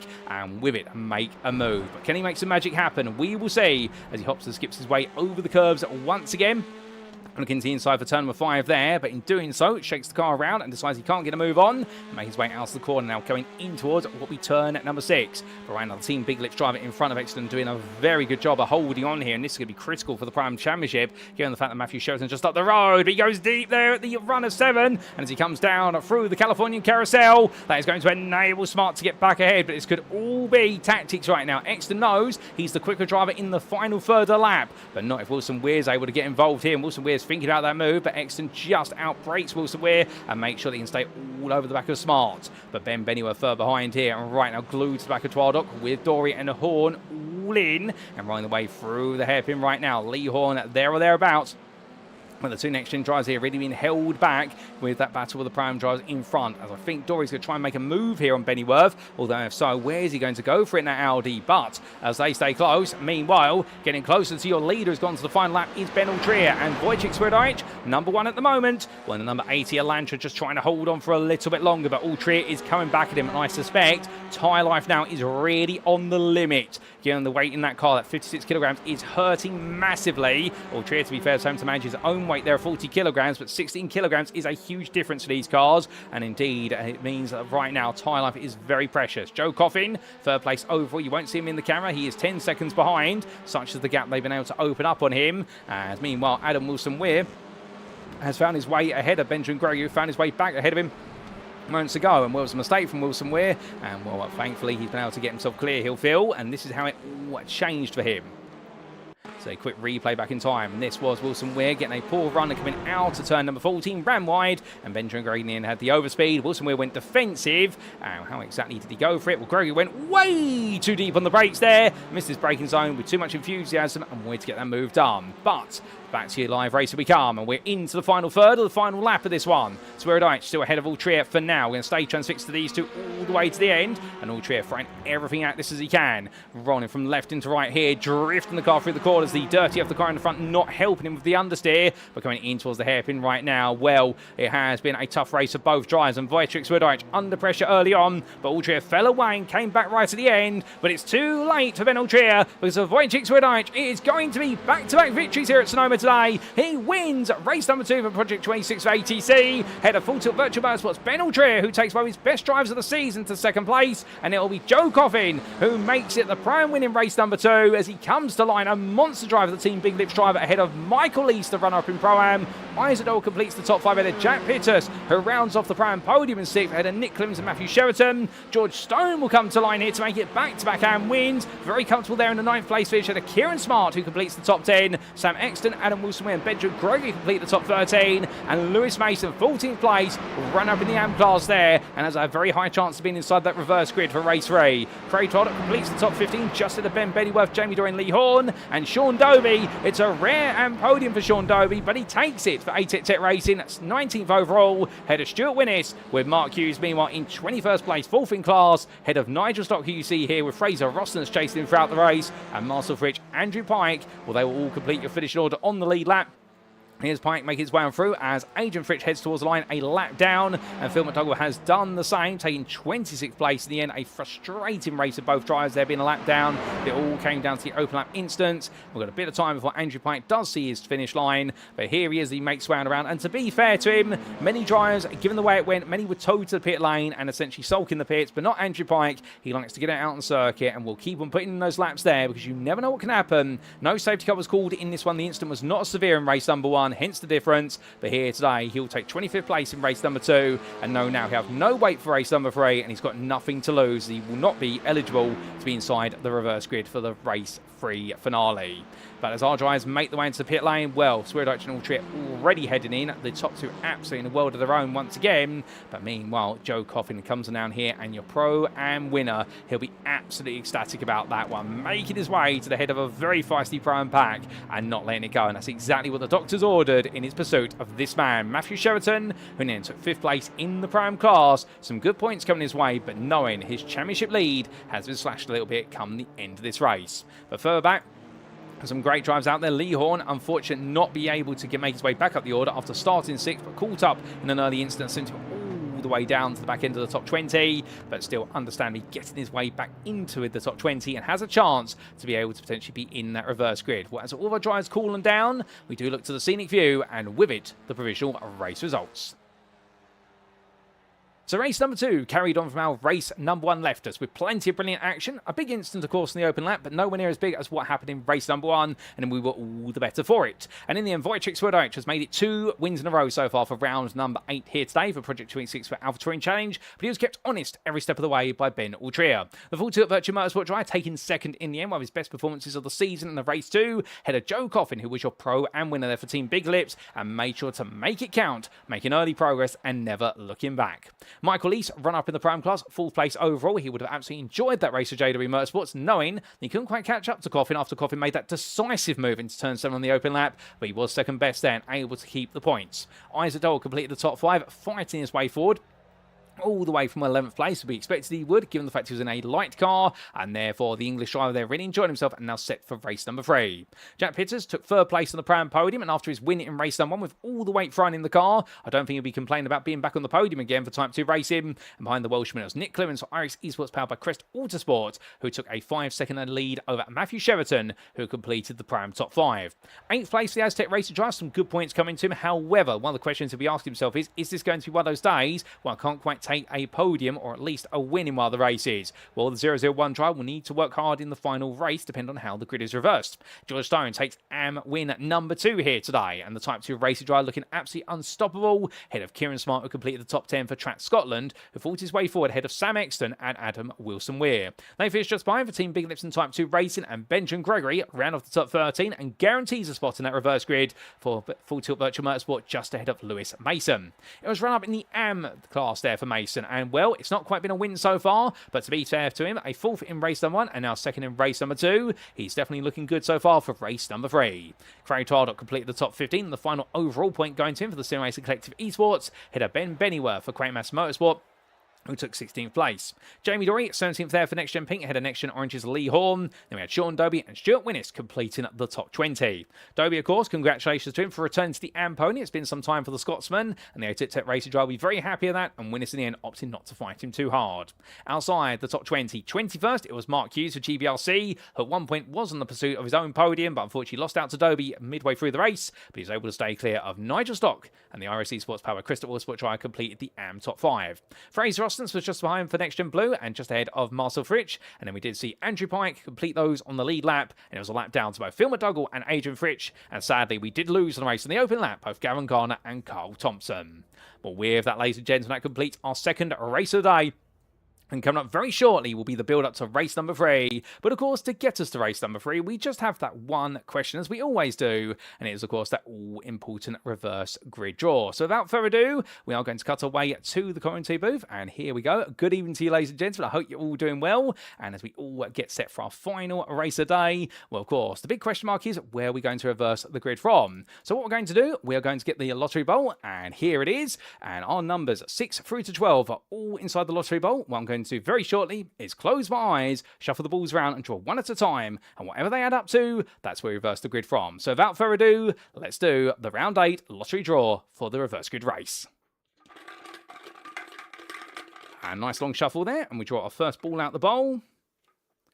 And it is going to be, well, it is going to make its first appearance this season, ladies and gentlemen. We're looking at a biggie. It's the number 12. And now what do we add to it? Could we see a top 23 inversion? That would be the number 11. It's going to be the first time in a very long time we've seen it. Let's wait and find out. Here we go.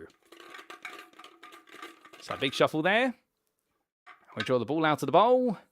And joining the number 12, making what is now its 4th appearance this season. It's the most popular number so far this season. It is the number 8, as I get my numbers as best I possibly can. So it is a top 20 reverse grid, and that matches the biggest reverse grid we've had so far, which was round number 2, well, 11 and 9. But on that day, it was Alex Meredith who saw pole position. Here today, it is going to be none other than Stuart Winnis, who will take to the front row of the grid on pole position, and the prime pole sitter will be joined by the AM pole sitter of none other than Sean Doby. So that's going to be a huge array of cars. Your top 3 of AM are in there. You've also got your top 12 of Pro-Am in that reverse grid. You've got all of your pros thrown into the mix, minus Andrew Pike and Gavin Gardner. It could be madness. It could be absolutely brilliant. We'll have to wait to see when we do come back to race number 3 in approximately 7 to 8 minutes time. So don't go anywhere, ladies and gentlemen. You won't want to miss our final race of the day here at Sonoma Raceway. But as we do leave you, we leave you words from our title sponsor this season, none other than Doble Motorcycles.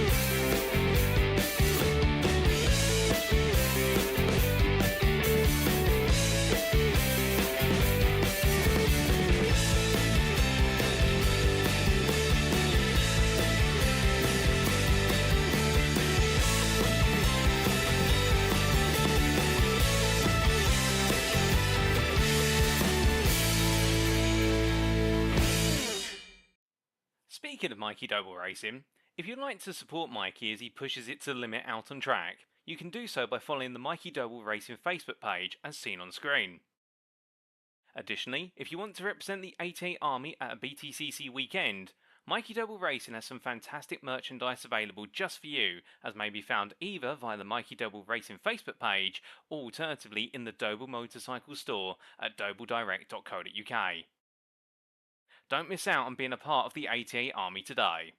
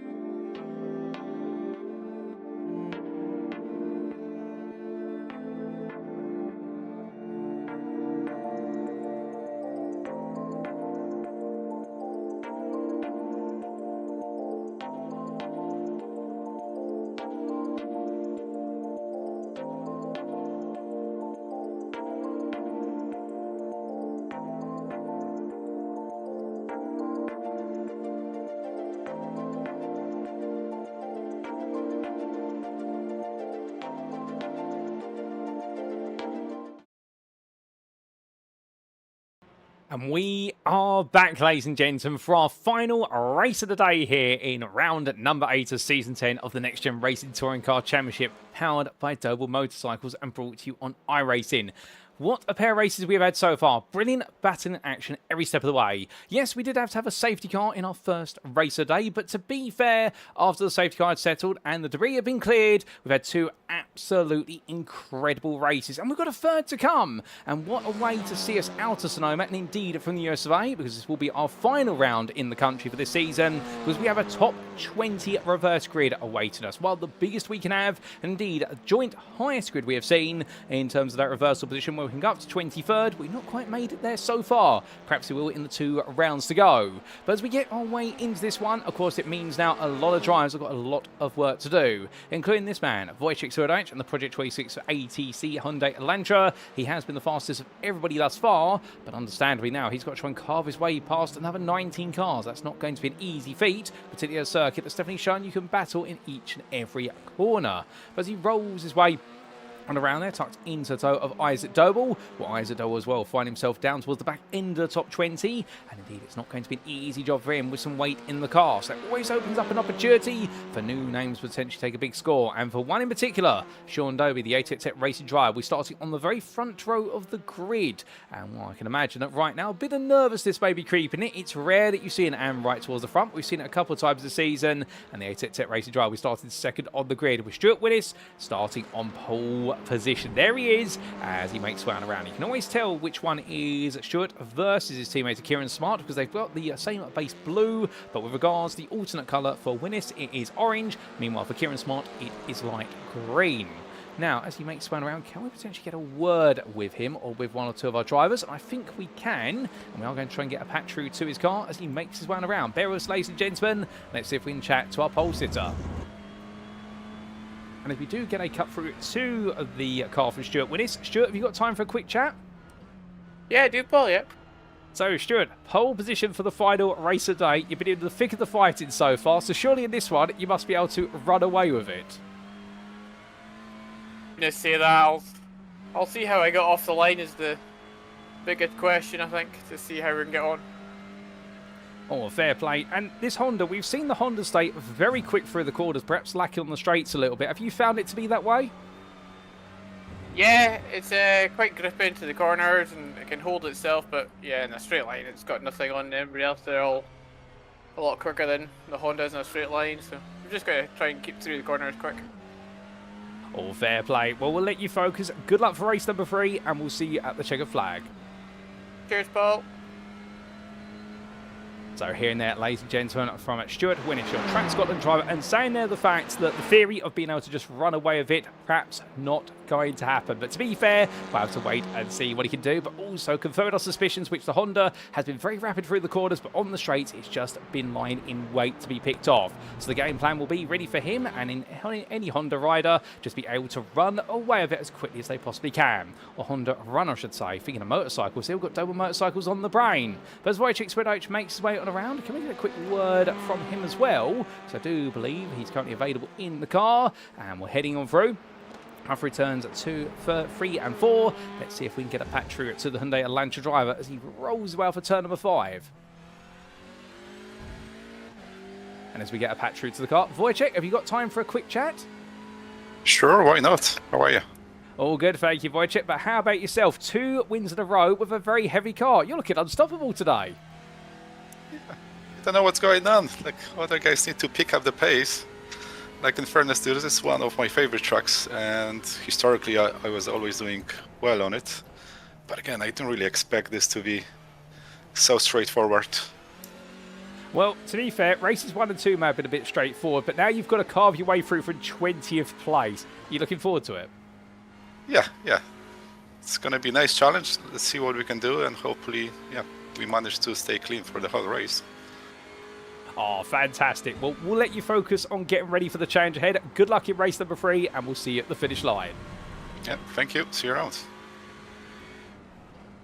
I'll tell you one thing, ladies and gentlemen, he's always a joy to talk to Wojciech Swirydowicz, and saying the fact he's been expected a bigger challenge tag, and that's not being him being rude about the rest of the field. I think he's been surprised about the fact he's been able to command the running order as well as he has, although he has had the change from Ben Altrier in race number 2, no doubt about it, but he's looking forward to the change ahead, seeing how far he can go. And remember, this is the man who has been a 2-time NXTCC champion, at one point also the dual holder of the TCR iRacing official crowns in a given season of iRacing, and also he has been a previous champion of our American counterpart series, that being the Alpha Touring Challenge. He raced in that series as well as this. Indeed, the man never stops racing. He loves touring car, and he also loves the Sonoma circuit. But without further ado, ladies and gentlemen, let's see whether his love for it extends to 3 wins in a row, because it is time for us to go to the grid for our final race of the day here at Sonoma Raceway in the US state of California.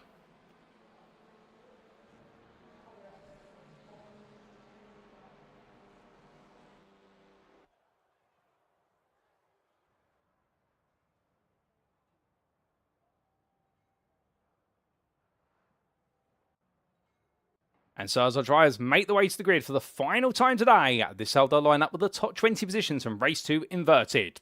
Stuart Winnis taking pole position then. Pro-Am and overall the track Scotland track. It's been a long time since he's been on overall pole, but he'll be joined on the front row of the grid by a man who has never seen what is at the front row of the grid this season, but he's seen it a previous round all the way back in season 8. Sean Doby there for Rd8 Racing. The 159 drive known as the prime opportunity for him to perhaps take his first AM win in the drive. Lee Horn takes third place for NXTGEN Orange, and alongside him will be his fellow pro driver Jamie Dory for NXTGEN Pink. They'll be looking very happy at this one. If they can make the breakaway in the front, it may be a 1-2 coming their way. Ben Bennyworth, he'll begin this one in 5th place for Quantum Mass Motorsport, ahead of Craig Twardock for the Sim Racing Collective Esports. Watch out for both of them. They're very quick, and also they're very feisty, so I suspect we're going to see a big battle between them. Lewis Mason begins this one, 2nd of the AMs, 7th overall for Full Tilt Virtual Motorsport, ahead of his teammate Benjamin Gregory. But a great opportunity for the pair there to land some big points in their respective campaigns and for their team. Adam Wilson-Weir for Type 2 Racing muscled down the order midway through the race in race number 2, but starts at the back end of the top 10, and once again, where could he go from there?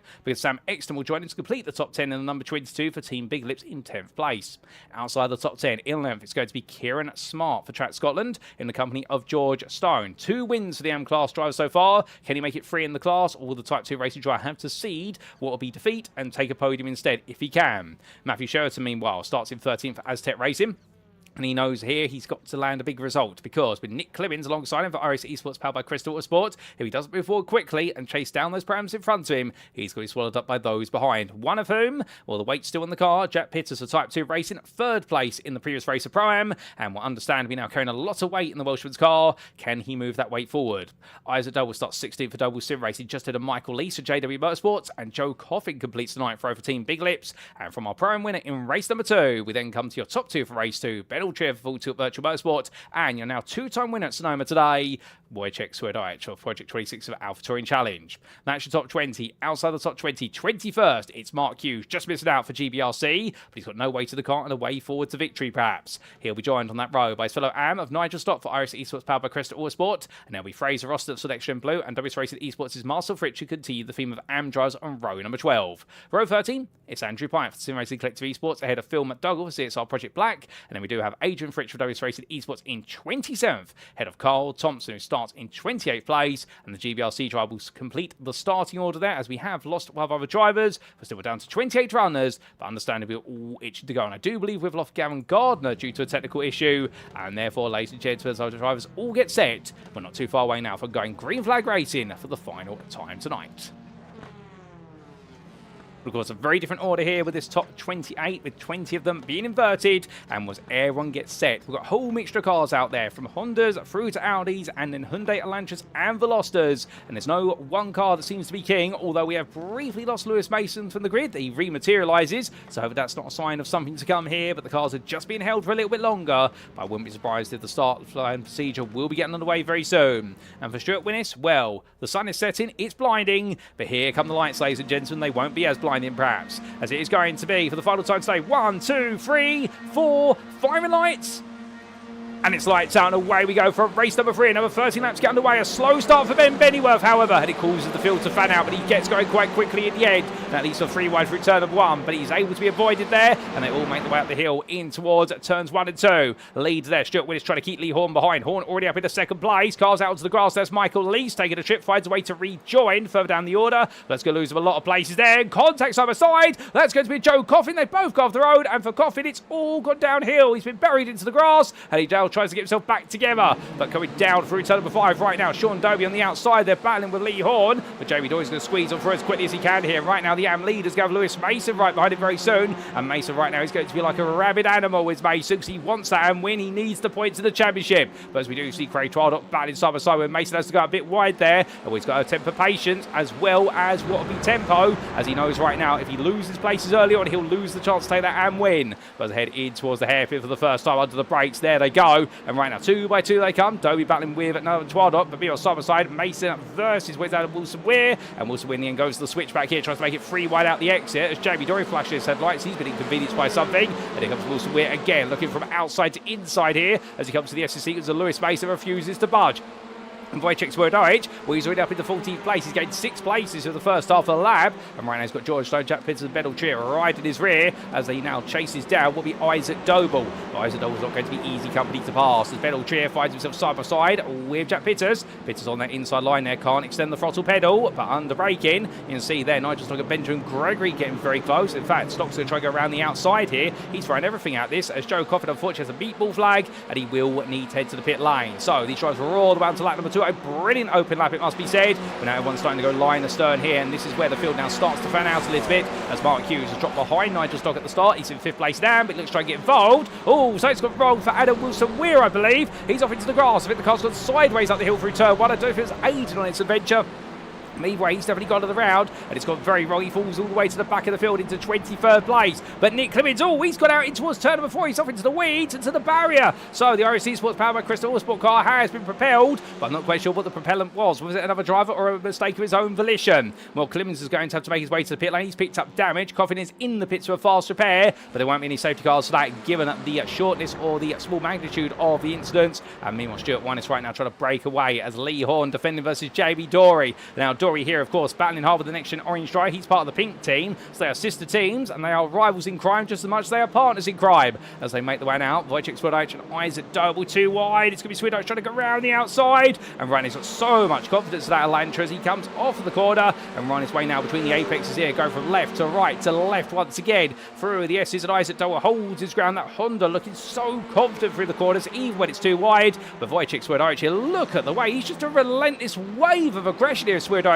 but it's so smooth when he goes to these moves, and in the end, Isaac Doble's just got no response. I mean, he's got to let it go through turn 13. There is no available defense there as they exit 14 down towards 15. Now they come, and well, Doble's under risk of being attacked by Ben Trier here, who's trying to make sure that George Stone doesn't find a way through. And Stone right now wants to get a move on. He wants to go chase after Mason and Doby for the AM win if he can. But meanwhile, 2 wide at the front of the field. This is the battle for second place. Horn on the inside to put himself outside into turn 2, and it's going to be JB Dory just missing out down the run up the hill as we ride aboard with the Audi RS3 Gen 2 car, and the next-gen pink driver right now, the Albino Gorilla, as he's nicknamed, given his profile and the shade of his skin, as he makes his way up towards what will be turn number 5. Well, right now, number 13 driver rolling his way on down, but as he does so, definitely proves to be a very challenging attack there versus Lee Horn, still trying to find a way in at the end if he can, but we're on his way all the way out in towards what will be turn number 7. Well, right now, they all come down the hill as they are, no change. Sean Doby, meanwhile, further back, he's now been cleared by Craig Twardock, and he's now got Lewis Mason close for company. So Mason now has the man he needs to overtake firmly in his sights. But will he for long? Because Ben Bennyworth is going to look for a move here on him potentially as they come in towards the hairpin. And Bennyworth looking around the outside. And Lewis Mason right now, well, I get the feeling his Honda is suddenly going to become 3 cars wide. And there's going to be Matthew Cheverton diving up the inside. He's looking for 3rd place in the Prime class here. So right now, Cheverton, whilst they used to be teammates here, Mason, well, their teammate nature has ended as of this season. But understandably, I think there he's going to be asking what will be a favour for Lewis Mason at some some point later in the season, given he's just paid Lewis Mason a huge favour of elbowing his way past Ben Bennyworth. But of course, there's plenty more laps to come in. I wouldn't be surprised if Sheraton's going to be looking for a move shortly at Mason, and perhaps he'll try to make it a bit more of an obliging move. But Wojciech Swirydowicz, he's onto the back of this group, up in the 10th place now, and there's going to be a big dive on the inside from Kieran Smart. Goes all in versus Bennyworth, and I think that was being pushed there by the fact that Swirydowicz was looking around the outside, so they almost went 3 wide at the hairpin. Not quite so, however. Swirydowicz letting the car roll deep. Kieran Smart still fighting as they head the way onto the timing line. So lap number 4 comes around, and it is going to be Smart on the back of Bennyworth here up the hill. Swirydowicz just watching from behind to be right aboard the nose. In fact, Kieran Smart there having an earlier braking zone. It is going to be a move from Swirydowicz. As quick as that, as quick as we can get the onboard footage, we have to leave it behind for the simple reason right now that Swirydowicz is travelling fast and light around this circuit. You couldn't make this up. He moves up into 9th place around the outside of Smart in towards turn number 2. And now Isaac Doble and Ben Beneltria queue up behind Kieran Smart looking for their own way in. But let's not forget about, oh, this is getting very tasty. And that's going a bit wrong. That's going to be Carl Thompson, Fraser Rostons. So Rostons in the end loses the front of the car. And well, the front bumpers come flying off. But can that car carry on? Carl Thompson, unfortunately, has had to tow to the pit lane, and their contact has seen both cars in a wounded state. But Mark Hughes fighting hard here with Adrian Fridge. They fight over 5th place in the AM class. Michael Lee's diving up the inside there. The Pro-Am driver right now well out of position, and Mark Hughes being made to go a little bit wide there. And that's going today with Adrian Fridge to get side by side. The old Gen 1 car right now, the old Gen 1 Audi on the outside versus the Gen 2 Audi. Onto the brakes they both go, and as they come through, in fact, I do believe they're both Gen 1 cars actually, and making their way through that right-hander. Well, Mark Hughes gets back ahead for a brief moment, although Adrian Fridge with the better line out the corner will now go around the outside to inside. Oh, there's a small touch between the two, and Mark Hughes is going to be escorted to the grass there. He'll rejoin, and in the end he'll rejoin safely, but he worked to get up some time he's gained as a result of cutting the corner. Unfortunately, iRacing does not discriminate against that. Whether you've been aided on your adventure or not, you have to give the time back. But meanwhile, we go back to the battle for the AM lead, and that was Matthew Sheraton made his way past Lewis Mason as Mason tried to go around the outside of Sean Dobe, but Dobe then made sure to get his lantern nice and wide. And Mason has been made to fall down the order, but across that timeline they go. And right now, well, this is a very high-pressure situation for Sean Doe for ATEC Racing. I've been following his racing for the best part of 5 years now. And I'll tell you one thing, every year he gets a little bit quicker, but he's always put for a new test. And the test here today is to see whether he can hold off a very quick pack of drivers behind in dry conditions. We know he's very quick in the wet. In the AM class, he's been an absolute wet weather master. However, in the dry, he's not been as quick. But right now, his ability to make his car wide has been put to test. He's passed it well with flying colours until he makes a small mistake at 5. And here comes Sheraton looking for the move into 6. At this point, I think Sean's going to let this go and let Sheraton just roll ahead. And meanwhile, Wojciech Swirydowicz just passed Mason as well. Swirydowicz looks up the inside in towards the turn 7 carousel. And Lewis Mason just behind at the moment. And well, he'll be told on the wall by the team. It'll be patience, Lewis. Just wait until they clear Wojciech Dobe, and you've got a clean shot in once again as we're going to see Swirydowicz dive into the inside there versus Dobe. The door opens up and Dobe's inside of Mason. That's Ben Bennyworth going on through. So right now, literally the primes and pros, they are pushing their way past the AM leaders right now. And when you can't blame for him, Lewis Mason here really been compliant. He knows the longer he waits, the sooner it will come to him. He can't afford to fight too hard with all the drivers of other classes. He's got to prize the championship as much as possible, and he is using Jamie Dory as his role model for this. We have talked to him about it in the past in the post-round interview room, where he's mentioned the fact that given the fact he has seen Jamie Dory take 2 titles over the last time of the NXTCC, he's using them as a reference marker and just being smart and not fighting too hard until he absolutely has to.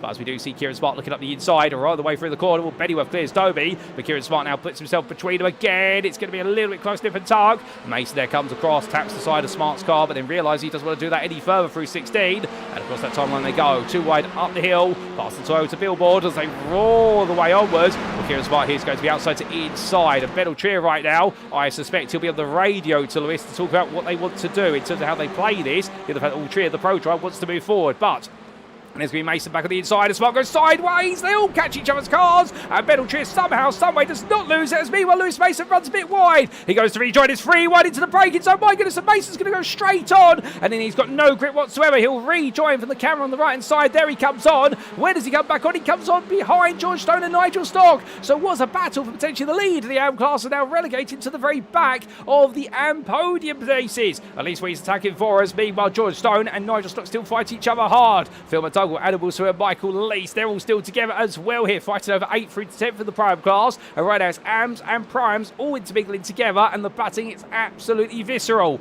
as they roll the way through the hairpin. That is going to be Michael Lease trying to squeeze way around the outside of Phil McDougall. Well, in the end, I think Phil's going to be saying to him, you do realise I'm there, Michael. And as they make the way onwards, Adam Wilson Weir now looks at the move. He's going to try and squeeze his way in through turn number 10 in towards 11. That's not going to work. At least the end shows him it won't work because he has to back out there through the right-hand sweeper. But as they sweep the way on towards turn number 13, meanwhile, it'd be rude of us to forget there's a battle going on the front as well. As Stuart Wynn is holding on versus Lee Horn and Jamie Dory. And you do have Craig Twaddock only a second behind. But the Pram leader keeping ahead of the 2 pros at the moment. And then you do have second place pro and driver Craig Twaddock trying to keep with them in the 200. Wojciech Swirydowicz, he's now up into 5th place and he is absolutely barnstorming right now. His target is to catch up to Stuart Winnis, and when he does lap, the best part of 0.8 of a second quicker on that lap, well, if he keeps up at this pace, he will be with them by the end of the race, presuming they start to fight each other. If not, then that 6-second gap he's got to bring down may prove to be just a little bit too much to close. As meanwhile, that is going to be Benjamin Gregory, being passed by both Isaac Doble and Andrew Pike. I think being going a bit wide at turn 2. Defends now versus Stone, the second place runner. And well, this is going to help out his teammate of Lewis Mason, is Benjamin Gregory, by defending. Although he won't want to defend too hard. He wants to go hunting after the top 5 of the Prime class. As who's that's going wide? That's Nigel Stock. Now, was he aided in that adventure? I'm not quite sure, but he was definitely sent wide into turn number 5, and that puts him down a full place in the AM class. And that's Adrian Fritsch now looking for the move around the outside, and that's not going to work as they come down the hill. But what we do get to do is take a quick look back at what exactly happened to Nigel Stock.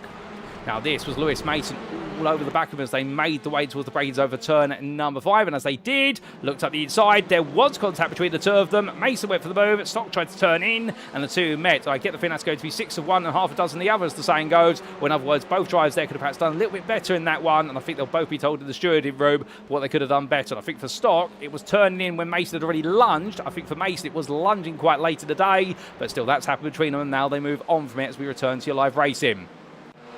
As we do come back to the race, and of course we're on lap number 7 of 13, still more to come. And with all these drivers enjoying the fighting right now, Marcel Fritsch on the back of Mark Hughes. Well, Hughes has fallen down the order after losing out versus the younger member of the Fritsch family. But he's still got the older member to attack him, and there is none other than the car of Nick Clemens a lap down behind. Acts as a bit of a spectator here, although the blue flags will be waved at him. He should have passed them, but if he thinks he can outrun them, he can try to pass them and break away over a lap. But if he doesn't, then they do have the right to protest against him and be a bit of a nuisance as a lap down car interfering with a lead lap battle. Let's wait and see what materialises between them. It's crazy to think we're already onto lap number 8. These laps are flying by as quick as that. And right now, Stuart Wynn is holding on versus Lee Horn and Jamie Dory with Craig Twaddock there or thereabouts. And in fact, this top 4 now has closed together. Wojciech Swirydowicz just took 1.3 seconds out the leaders. So right now, if he carries on that pace, he will be there on lap number 12. Itching to battle with them, and well, if he can make it 3 wins in a row today, that is going to be the first time in a very long time we have seen a driver take all 3 wins in the NXTCC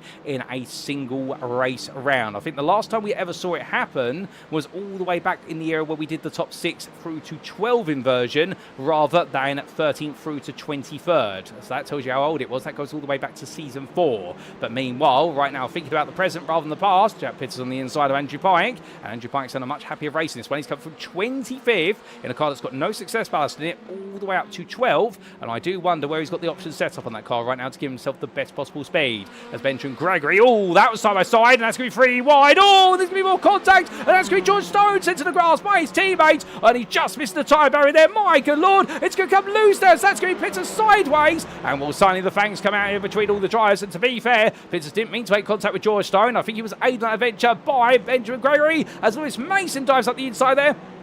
Hits the back of Michael Lease's car. Lease is already going for it. And right now, back into second place in the AM class of Sean Doby. Well, right now, he's in a very lonely lead of the AM class as he lets Isaac Doble go around the outside. Although that was more, Isaac Doble had to force his way around the outside, corrected ourselves. And right now, Doby just needs to hold on here. He doesn't need to think about battling. If he keeps this up, he has got the best part of a 4-second gap to Lewis Mason. And right now, whilst Mason is much quicker than Doby lap to lap, when he's in clear laps, if he's fighting with George Stone like this, right now, they'll never catch Doby unless Doby makes the mother of all mistakes. 8. And, well, that's going to be the game plan, surely, then, not to make an error. As Lewis Mason taking all the road, plus a bit of grass. He's going to outbrake himself into turn 5. He just gets it stopped. And as he comes out the corner right now, here comes George Stone looking all the way to the inside for turn number 6. But into 7, it's going to be on the outside here as they make the way into the braking zone. Down they come. And as they do, well, right now, Stone can't find a way to get the switch back there for Type 2 race. And Adam Wilson will act as his rear guard, making sure that Nigel Stock does not get involved in this one because he'll be batting every step of the way. But here comes Stone once again, swapping to the outside here, under braking. And as he goes all in into the hairpin, well, Jack Pitters can now pull away a little bit as Beyond Nigel Stock sees what's going on and says, right, Adam, you're getting out my way now. I'm going to go for the move. He's got Adrian Fritz trying to put pressure on him. And right now, Adam Wilson-Weir really is holding on to the fate of Nigel Stock's race in a way. And if Adrian Fitch can find his way past the iRacing with the iRacing Esports powered by Crest Autosport Elantra, well, that's going to be big damage done to Nigel Stock's aspirations to try and chase down that championship crown with 2 rounds to go after this one. But as they roll the way onwards, well, right now, Lewis Mason are being glued to by Wilson-Weir. He's going to look up the inside of the prime drive. He's going to go for the move. I don't think Mason's got a response here, and that's going to be important because this will buy Stone some time, just some breathing room, and Wilson-Weir will get through, and Lewis Mason can't fight it back. And now he's got to prioritise that 3rd place and make sure he stays glued to the back of Wilson-Weir whilst also stop not getting past him. But meanwhile, onto lap number 10, our leader has gone. Stuart Winnis right now, well, the man we spoke to in the build-up to the race, and he was hoping that he might be able to have a good race, but he was not preying on the idea of being able to break away, given all the fights he's done in races 1 and 2. But right now, he is keeping Jamie Dory and Lee Horn behind him. Dory and Horn have swapped places in recent history, but the point is that Winnis right now is doing a phenomenal job in that Honda for Track Scotland and making sure the pros cannot stay with him to the point of attacking. Meanwhile, Ben Altrier looking for a move on Kieran Smart, inside of 6 to the outside of 7.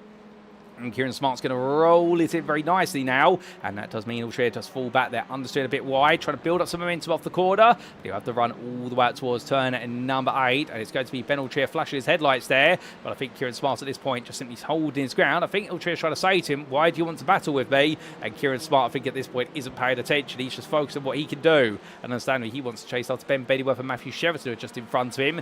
He wants to get involved with them rather than worry about the man behind him. Further back, Adrian Fritz still at the back of this long line of AM drivers. This is 5th all the way through to 2nd place. And in fact, I believe Sean Dobie's had a bit of a poor lap on the previous one. In fact, they have caught him by 6/10 of a second. And as you do look to the front of this view, here is the camera, the exterior camera. There is Sean Dobie, and behind him, that is George Stone. So Dobie right now has been brought down the order. In fact, he's had an off track at the start of this lap. That's cost him 2.5 seconds. So Sean Dobie right now, the pressure is building on this man for A-Tech Racing. Is that first win in the Giant not going to come to today? Well, he's only got what is 3 more laps to go. But right now, he's got George Stone behind, then the prime of Adam Wilson-Weir, and then it's his class competitors all the way through. Lewis Mason, Nigel Stott and Adrian Fridge, and Marcel Fritz is catching up as well. Right now we are going to potentially have a 6-way fight for the win in the AM class right at the end of this race if things carry on the current trajectory. We'll have to see whether that happens. Back to the front we go, and Stuart Wynn is still leading. Jamie Dorr and Lee Horn together. And he'd have Craig Todd on the back of this. But Wojciech Swirydowicz now within 8 attempts. There he is, the 5th place man who started 20th on this grid. Remember, he is still running the 56 kilograms of success past this car. He has been running it since the start of the day. That weight has not come out the car. The option setup is down on the car, so that's going to give him a bit of a pace boost, but he's still got to deal with the weight. Meanwhile, Michael Lee still battling with Benjamin Gregory for 6th place in the Prime Class. Again, too wide. Coming out of turn number 7, and Gregory flashing his headlights here, looking for a potential move, but Jack Pitters is closing quickly. Ben Altrier and Ben Bennyworth, they've been battling, but it's Altrier and Kieran Smart who are fighting out, and Altrier does get through there. And the flash of the headlights, it seems to be the FTVM standard for trying to distract the driver they're battling with. Of course, they're allowed to do it, so long as it is not getting too excessive. Then the stewards will have a word. It's normally a warning, and if they keep doing it in future rounds, they will be given a penalty of some description. Going the round around right now, as we do see Altrier sliding his way through turn number 14, as we do definitely see the lights come on there, the headlights. We are almost now into nighttime conditions in a way, although we've got still enough daylight here to see the races all the way through to the end. And what we can see as we go on to the penultimate lap of race of round number 8, that is going to be Wojciech Swirydowicz on the inside of Craig Todd, who lets it go there, I think realising that 2nd place is the best he can achieve in the Prime Class unless Stuart Winnis gets pinched and pulled. Speaking of which though, that's going to be Jamie Dory now looking for an opportunity.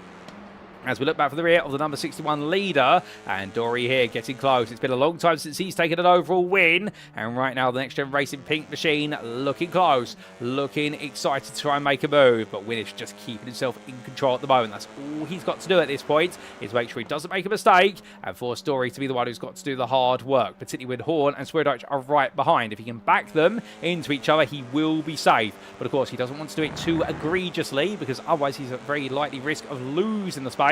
As we can see Swirydowicz already looking for the 2 wide around the outside of Lee Horn in towards the hairpin. Down the brakes they go, through the gears, and as they roll about the corner, well, Lee Horn there making sure to make himself a little bit wider than normal to prevent Swirydowicz from being able to just glide his way around the outside. So Swirydowicz, if he wants to make it 3 wins in a row today, he's got to pick off 3 drivers in the remnant of 1 1/3 of a lap. So I have to wait and see what he's going to be able to do here. Can he make the magic happen? Meanwhile, Sean Doble has got George Stone hot on his heels. Adam Wilson-Wiss still acting as rear guard. Lewis Mason right now has fallen a second behind, and as a result, now trying to hold on for 3rd place in the AM class versus Nigel Stock and Adrian Fritsch, and Marcel Fritsch not able to catch up. As he rolls his way out of the corners. Well, meanwhile, Kieran Smart and Ben Bennyworth fighting over 4th place in Pro-Am as they come down towards the hairpin. Onto the brakes they go, and Bennyworth on that outside. A big lock up there for all three as well. But able to get the car through the corner, and Smart in the end takes that place off of Bennyworth. But back to your leaders. Last lap gets underway. The white flag is waving, and Stuart Willis right now holding on. Oh, and Lee Horn goes straight on. Horn goes straight on at turn number 2. I don't know if he's been pushed wide, but either way, Horn out of the running then for the podium. And I think a flash of headlights there. He's not too happy about something, or was it just the brakes letting go? Well, either way, it's not worked out for him, and Stuart Willis right now, he's now lost one of his rivals who are chasing after him, but of course Swirydowicz now up into 3rd, but as they've rolled away for a downhill section of turn 6 in towards 7. Dory is still there. Number 13 driver waiting very patiently in the wings, and right now he's got the patience of a saint, but he's got to erupt at some point surely. And Swirydowicz on the back of the leading pair, and well, the Project 26 AlphaTauri Challenge driver looking for a potential move. Will he go for it to the hairpin? Will he lunge it all in? Will he risk it all? No, and he doesn't need to win this race to be able to potentially put a hand on the trophy for the championship in round number 9 in a week's time, or in 2 weeks' time we should correct ourselves. The Polish driver right now makes one out here looking for the switchback. It doesn't quite come through, but he's definitely putting Dory under big pressure. As Matthew Sheraton, well, he's been passed by Ben Altrier, but he's still got Kieran Smart for company. A bit of a rub between the two of them, and right now Kieran Smart backing off there so as not to gain an unfair advantage. As these drivers roll off, Sean Doble versus George Stone, holding on for now. Not long to go between them. He's only got the sweepers and a hairpin and a run to the finish line. But meanwhile, into the braking zone for the hairpin. Stuart Willis right now going defensive as humanly possible, and it's going to be Swirydowicz diving up the inside here. So I think right now the battle for 2nd place is going to be key, because as Stuart Willis, he heads towards the line. It's going to be from pole position to victory overall in the Pro-Am class here for the 61 driver from Scotland. Wojciech Swirydowicz just beats Jamie Dory to line by 0.04 of a second for 2nd place, and Craig Toddle completes the top 4. Lee Horn comes home 5th ahead of Ben Altrier, who fends off Matthew Sheraton, Kieran Smart, Ben Bennyworth and Isaac Doble to complete the top 10. Andrew Pike is 11th, but meanwhile, who's going to be your winner here? It's going to be George Stone, but where is Sean Doble? He's been pushed all the way down the order. Stone takes the AM win, and he will, as a result, make it back-to-back wins in the AM class ahead of Adam Wilson-Weir, and Lewis Mason will take home what will be 2nd place in AM ahead of Nigel Stock with Adrian Fritsch 4th, and Sean Doble in the end at 5th place in the AM class as they all come through. Marcel Fritsch and Mark Hughes just behind. Joe Coffin's got some time to go, but we do need to see what exactly happened to Sean Doble about that one, because there was a big battle into the final major braking zone, which we couldn't quite see due to so much going on. But as Team Big Lips Drive heads towards the timeline, it will be 23rd for him. A frustrated end to the day, given how it all started so well. And Sam Exton will shortly make his way through to finishing 24th, as we have had a finish.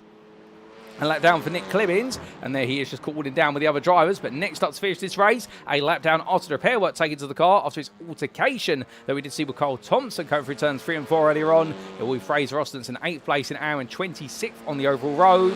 And then your last finish on the lead lap will be Sam Exton. And this race definitely has not worked out for the Team Big Lips Drive. It's been a frustrating one for the team as a whole. But the big question of what exactly happened to Sean Doble, well, ladies and gents, we can give you the answer, and here it is on lap number 13, right towards the very end. So Doble under braking here, went into the corner, and as he made his way out, well, George Stone behind, and there was contact between the two of them, and it sent Sean Doble out wide there. So he's been pushed towards the runoff area, so he's been able to survive it. But right now, A-Tech Racer will be absolutely fuming with what's happened there. At least that's what the camera angle suggests has happened. Again, we're not going to point the finger at George Stone and say that he's definitely caused the problem. That'll go to the stewards if so. But that camera angle at least suggesting there was perhaps a bit of a push there, and Sean Doble, unfortunately, missed out by no more than 100 150 metres on his first dry condition win in the AM class. But he did brilliantly to hold on for so long, and that's what he's got to take in his stride, no doubt about it. But goodness me, ladies and gentlemen, what a race of lights out to checker flag. A fast and furious one at that, but with all the fury now being expelled for our drivers, they cool them down. Well, let's take a look at those race results, subject to any stewards' inquiries. And as we can see, after an exciting conclusion to the race here at Sonoma Raceway today for round number 8 of Season 10 of the NXTCC, brought to you on iRacing and powered by Doble Motorcycles, Stuart Winnis taking his first overall win of the season for Track Scotland, and with the prime win by 3.5 tenths over Wojciech Swirydowicz, who in the end made his way all the way from 20th to 2nd place. I think he had one more lap, he would have changed the overall win, but still, 2 wins and a 2nd place. A 2nd place in the reverse grid race when you start from 20th place. That is incredible going for the 2-time champion, who's very quickly making his way towards becoming a 3-time champion.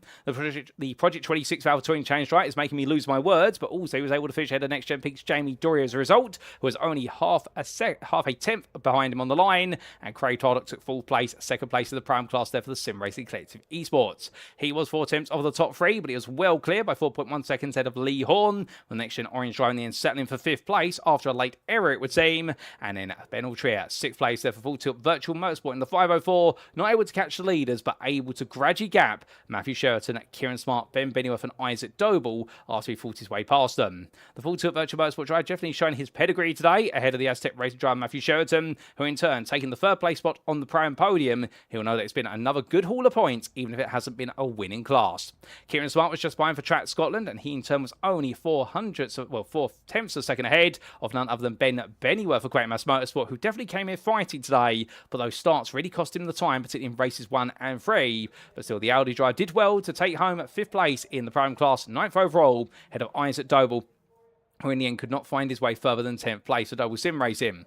Andrew Pike, well, he started at the very back of the field and fought his way to 11th and needed a couple more laps to try and break into the top 10, but the Sim Racing Collective Esports driver never gave up, and the same there for Michael Lee. So JW Motorsports, who in the end had to settle for 6th in the Prime class, but he fought hard with Benjamin Gregory and also Jack Pittus. The Full Tilt Virtual Motorsport driver finishing just behind him, and the Type 2 Racing driver Pittus, well, he had a brilliant start to the day, but the final race of the day, not as compelling, but still he's led a compelling argument for finishing ahead of his teammates, of none other than George Stone and also Adam Wilson-Weir, with George Stone in a bit of a controversial ending to the AM race, taking the AM victory there in the number 93 for Type 2 Racing. Adam Wilson-Weir completed the trio of the team ahead of Lewis Mason, your runner-up in the AM class provisionally, and the Full Tilt Virtual Motorsport driver there in the 991 definitely found himself in the thick of the fighting, and he'll be very pleased to finish on the podium. Nigel Stott completing the AM podium there, and I think he'll be amazed the results have come his way in this race after the difficulties of races 1 and 2, but the RS Esports powered by Crystal Autosport driver was 2 tenths ahead of Adrian Fritsch at line for WS Racing Esports, and then Sean Doby relegated right to the back of the top 20,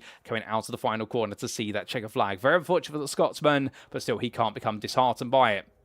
In 21st place, it was Marcel Fritsch for WS Racing Esports, head of Mark Hughes for GBRC. Then we did see Joe Coffin and Sam Exton complete those who finished on the lead lap. It was a lap down to Nick Clemens and Fraser Ostens. And sadly, we did have the early retirements of Phil McDougall and also Cole Thompson.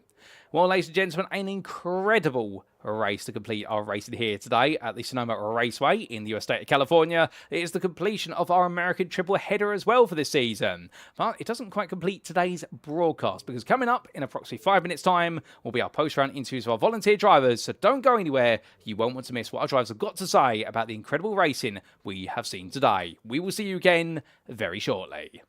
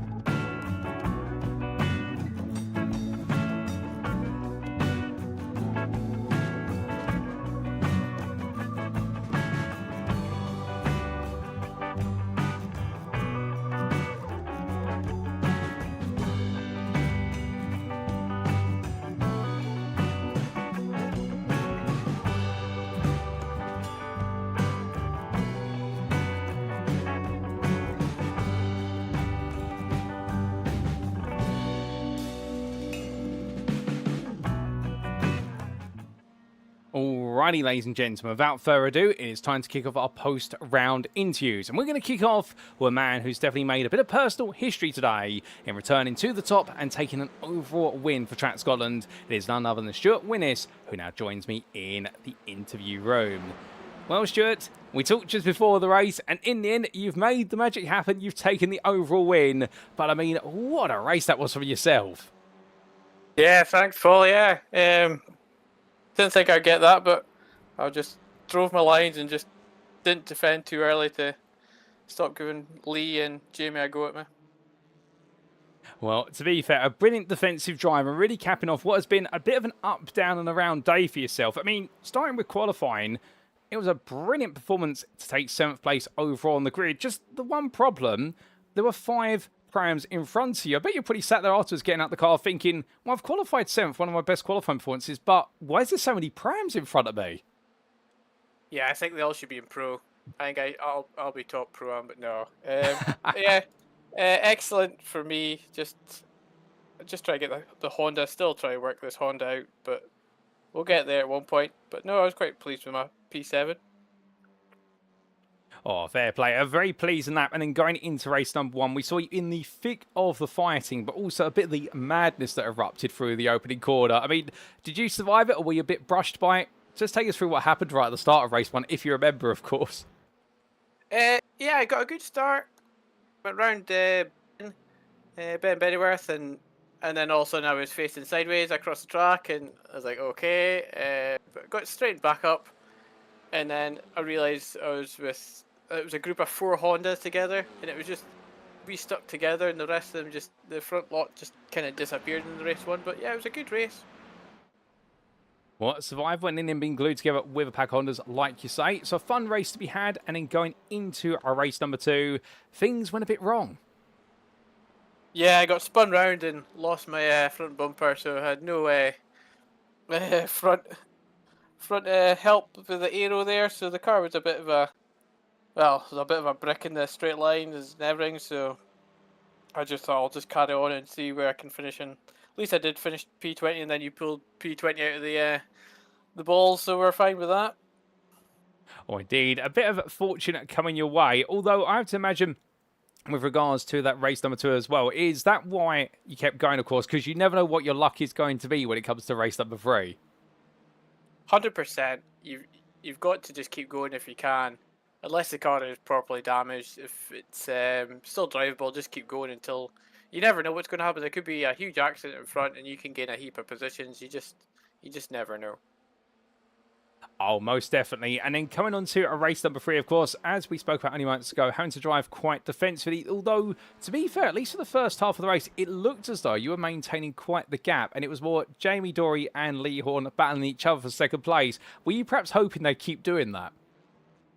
Yeah, I was delighted when I saw, I think the highest it got was 0.7 of a gap, and I seen Lee and Jamie having a go at each other. I was like, yeah, just keep doing that, and I'll just keep trying plugging away. But then they realised, no, we'll work together and pull in Stuart again. So that's what they did. So, but it wasn't the cleanest of races for me. There was a few outbreaks in corners where I was just pushing a bit too hard, but I cleaned up for when they got closer.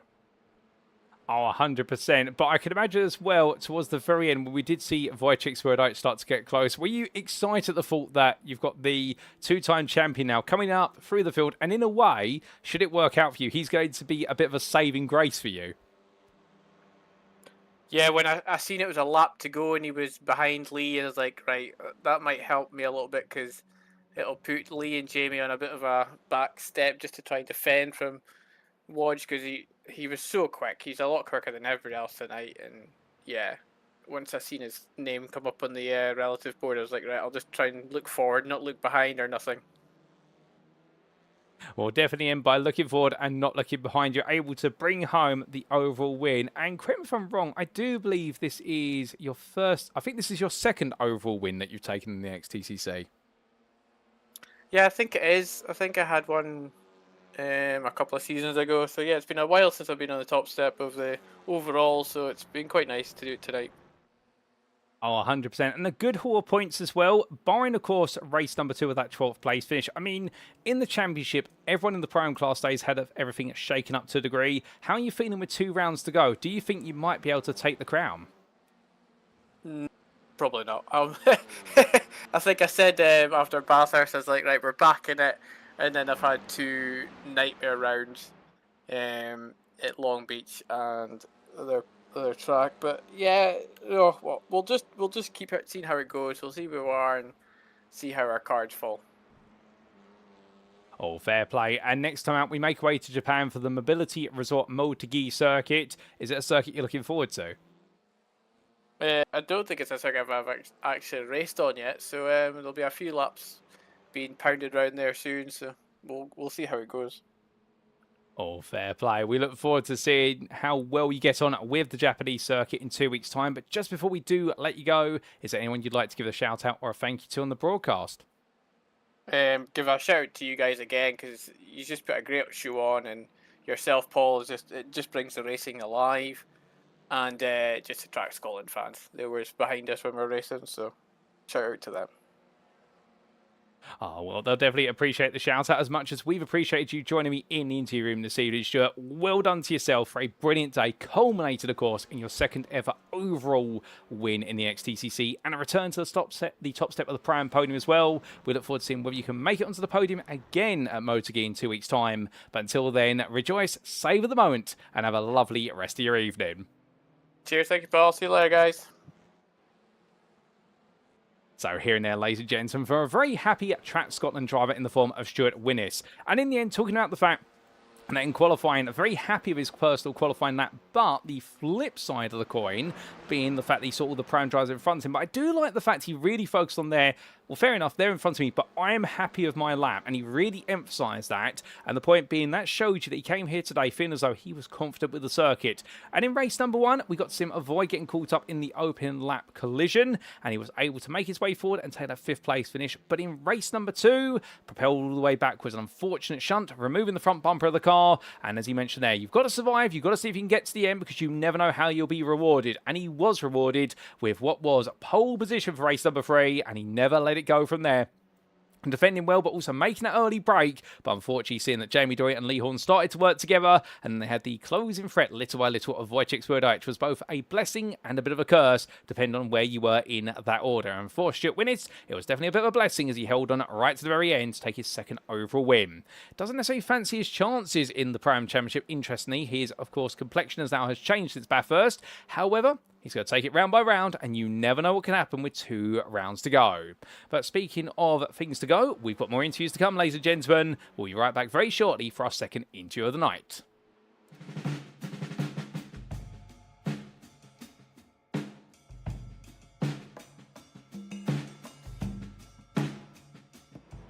And so, ladies and gentlemen, joining me now in the interview room is going to be none other than Lewis Mason as we get ready to speak to our AM driver. In fact, I think I can bring him in now. And here he is joining me now. Lewis, good evening to you. And well, today, as our AM Championship leader, you've probably had one of the toughest days that anyone's had. You've had to fight your way forward in all 3 races. Not quite a win, but a 4th and 2 seconds. I mean, you must be exhausted. Genuinely, Paul, that's like the most stressful evening that I've had in NXTGEN. I don't know what happened.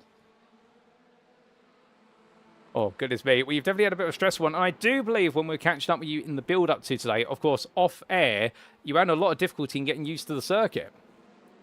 Yeah, so I've never raced around Sonoma before. Only got it a couple of days ago. And just in practice, I've not been up there with the times. I've been looking on the telemetry on Garage 61, and I've just not been up there with the times. I knew that my race pace was going to be good, because usually I can find my way through and gain a bit of time by following people. But I knew qualifying was going to be difficult, and it proved to be pretty difficult. Oh, indeed. And speaking of the qualifying session, that 25th, I mean, starting towards the very back, you still had a couple of AM drives behind you, but we did see some signs in a way in race number 1. The pace was improving. Was that through just doing more lap time, or was it from watching other drives around you? I mainly put race 1 down to the fact that there was that big crash. That definitely helped out. I gained a lot of positions from that. But yeah, no, I gain a lot of time. If you ask anybody, ask Jamie, anybody, I gain a lot more time when I'm following somebody. So if you watch me in a race, if I'm behind someone, like race 3, I was behind people, I was following them, I was doing decent lap times. But as soon as I make a mistake and I fall off, which I usually do, the lap times end up falling off as well. I like having a car in front of me to kind of base my pace off of. It makes me a lot faster. Oh, I see. And well, to be fair, I do like the fact that you're a bit of a visual learner, being able to watch those in front. And over the course of race 1, then aided by the incident, an 18th place finish, 4th in class. But race number 2, we saw a bit more progress from yourself, although plenty of elbows out racing as well. I think every time a pram got in front of you, you pretty much took the approach which was, I'm going to get them out of the way, whether they like it or not. Yeah, well, after qualifying, the main sight was on trying to finish ahead of Marcel and George. I did pretty well at that tonight with finishing ahead of Marcel, but George just had so much pace tonight. So trying to get up to him was proving difficult, and especially when you're in a decent position, like I'm around the top 20 sort of place, you're going to have pro-ams around you that are wanting to get past you, but I had the pace to stay with them and overtake them, so I thought, you know what, whilst I've got the pace, try and get past them, try and catch up to George, because you never know, George could end up in an incident, and then me battling with the pro-am has then led to me being in the lead of AM. All very true, and we saw plenty of battling between yourself and the prams and also other AM drivers in race 2 and race number 3. Of course, starting from what would have been the full fry of the grid with the top 20 inversion, a bit of a blessing in a way, although interestingly, in a way, it's a bit of a repeat of race number 2. You found yourself in a massive AM pack in the end, with also what was plenty of prams trying to carve their way through. Yeah, it was a really good race. Race 3, I had a decent start. I think I was around P5, P6 for some of it. And then I made a mistake going after the uphill section when you're starting to head down. I made a mistake, went deep, dropped about 5, maybe 6 positions, if not more. And after that, it dropped me right into the AM fight with some of the pro-ams as well. Dropped me right into Nigel and George, whereas I was with Sean at that point. So it was just trying to stick with them. We slowly clawed our way back up to George. I dove it down the inside of Nigel at one point. We had a little bit of a door-to-door. But yeah, it was a really good touring car fight that we had going on in AM. Oh, 100%. Brilliant battling between yourself and your AM rivals. And like you say, a bit of an elbows out moment there with Nigel Stock. And I'm sure at the time he may not have appreciated it, but loved it in the long term. But of course, with those 2 podiums and a 4th place, it may not be the triplet of wins that George Stone has taken. And that's the 60 points coming his way. But given your advantage to George and the fact we've only got 2 rounds to go, are you still feeling confident at the moment that you're really in a position whereby you're in control? It's up to everyone else to chase you down. That's exactly how I'd see it at the minute. It's trying to stay as close. If I'm not beating them, then just trying to be as close to them as possible. And I feel like I've done that tonight. I wasn't expecting much coming in tonight. Obviously, I knew that my pace was going to be off. But to be able to say that I finished, 1 place behind George in 2 of the races, in race 2 and race 3, I think, is phenomenal. I mean, the points deficit is nowhere near as much as it could have been. And it's just about minimizing how much he can gain on me. And then in the races where George, say, makes a mistake, and trying to maximize how much I can pull away to try and keep that gap where it is. But I feel like I've got a decent gap at the minute, so just try and manage that for the next 2 rounds. Well, next up is the Mobility Resort MotoGP in Japan. How are you feeling for the circuit? Much like this one, don't actually have it, never raced it, so honestly, got no clue. You'll have to check back in with me like you did tonight, about 20 minutes before race start.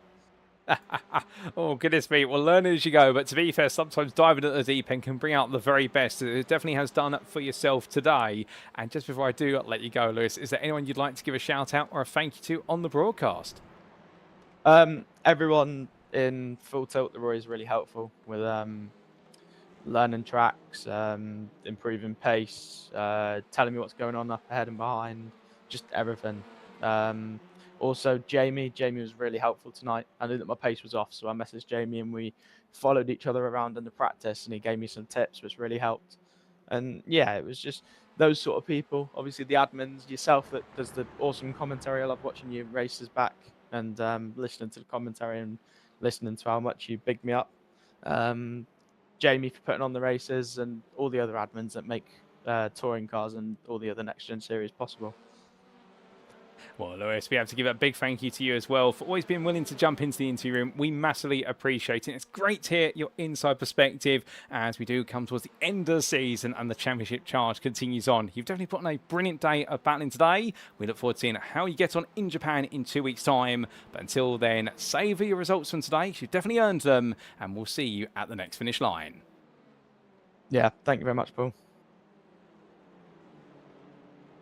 So hearing there from Lewis Mason, ladies and gentlemen, the full tour of virtual motorsport driver, in his own words there, having the most stressful day of racing. And you can feel it, you can hear it in his voice. He's not as much of his relaxed self as he normally is. Now, to be fair, I don't think it's the stress of doing an interview, and I'm grateful that he's come along to do one, but I can imagine right now he probably just wants to get away from the simulator at this point and take a big breath. It has been that challenging a day with regards to the fact that he's had to fight hard and in qualifying as well, learning the circuit as he's gone really, and he's had to pick up the pace as he's gone around the circuit, following other drivers, and mentioning the fact one of his biggest strengths is his ability to follow another driver and just learn by watching what they're doing versus what he's doing, and that's how his pace really grew over the races. Of course, aided in race 1 by the calamity that occurred right at the start for several drivers, but after that in races 2 and 3, fighting every step of the way to be on the AM podium. Not quite an AM win today, but coming close, and well, understandably losing a few points to George Stone in his hope of opening up a gap in the championship lead. But then again, we've got 2 rounds to go, and right now he is in a controlling position to a degree. But with that, ladies and gentlemen, I do believe we've got one more interview to come, and we'll be right back for our final interview of the evening.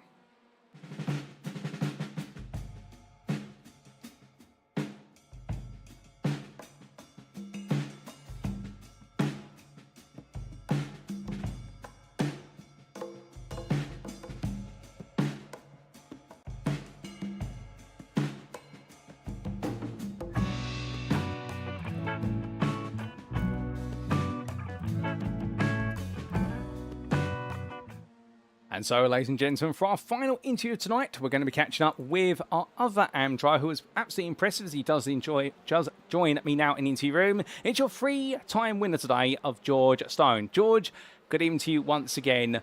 What a round you've had. I mean, as far as round goes, this must feel a very special one. Yeah, no, it's absolutely brilliant. Obviously, at Fuji, it was brilliant to go 3 from 3. It's been quite a while since I've had a win again, so yeah, to make it 3 is it's fantastic. Oh, indeed, incredible performances. And I just double-checked back through the AM results over the course of this season. You are the only driver in the AM class who's taken all 3 wins in a single round. And the fact that you've done it twice now this season, I mean, that is something absolutely incredible to do. Were you expecting it, though, coming into this round? No, definitely not. Like, through practice, I have really enjoyed this track. I used to really enjoy it when I used to play Xbox and things like that, like Forza Motorsport. So when I saw that the this track was on the calendar, I was sort of hopeful that I'd go well here. But yeah, you never know how it's actually going to turn out on the night, do you? So for it to have gone this well is just fantastic. Oh, most definitely. And talking a little bit about qualifying, 20th overall at second in class. Not quite pole position in the end, and you were outpaced a little bit in qualifying. Were you happy with your qualifying lap, or was there still time to be found? In practice, I was a bit quicker. I just couldn't quite get the lap when it came to qualifying. I saw that on my last lap I was on pole, and then by the time I come into the pits, I see that Adrian had just pit me, so that's a bit of a shame. That would have been a fully perfect night, but yeah, considering how my qualifying normally goes, P2 is fantastic still. Oh, without a doubt. And then translating it into race number 1, I mean, you wasted no time. Obviously, we did have the huge incident that did occur right at the start, but you wasted no time in jumping into lead. I mean, it must have felt as though, in a way, right, I've now got into lead at this point. It's just run away with things. Yeah, no, I was very lucky to get through that accident through turn 1, to be fair. I see Adrian get caught in it, and there was a gap. I sort of just aimed and prayed that I'd get through it, and somehow I did without getting any damage. So, yeah, there was a bit of luck on that one. Now, a bit of fortune for you in race number 1, but race number 2, despite the fact that we did then bolt all the weight into your car, 25 kilograms of ballast, you were still absolutely flying out there. Yeah, no, I know I said the same at Fuji. Obviously, we'd have to see how the weight went. And since the update, these cars seem to, you feel it more now. But it didn't seem too bad. I just wanted to try and get my head down and go and see if I could hold on to the win. I wasn't expecting it, but yeah, somehow I did manage to, so I was really chuffed for that. Now, a 9th place finish in race number 2 and an AM win. That's incredible in itself to make it 2 from 2. But then, of course, race number 3 comes about. A top 20 inverted grid. We saw you starting, if I remember correctly, 3rd place in the AM class, right towards the back end of that top 10 area. What were you expecting in race number 3? Because we're speaking to, what's his name, Lewis Mason only moments ago, and he was mentioning the fact that it all came together and it was just AMs all on top of each other and Prams segueing the way through. Yeah, no, it was a really tight battle between all the classes. There's quite a few points where I wasn't too comfortable with where I was at, because you could just see everyone just diving and all sorts of moves going on in front. So I was just trying to keep clean. I wasn't too comfortable either because obviously I had to run the option setup in the 3rd one, which isn't my favourite of the setups. So again, it was just try and progress and see what I could do. And luckily I managed to get through some of the gaps. Obviously I did get a bit of a tag at one point. I'm still not quite sure how I kept it out of the wall. But yeah, got back on track and just tried to keep going. Oh, without a doubt. And towards the end of the race, we did see you start to move forward. I mean, I have to ask, Adam Wilson, where your teammate was behind you, was he acting as a bit of a rear guard for you? Yeah, I'd say he was a little bit. It's absolutely brilliant bit of defence from him. Yeah, thank you very much, Adam.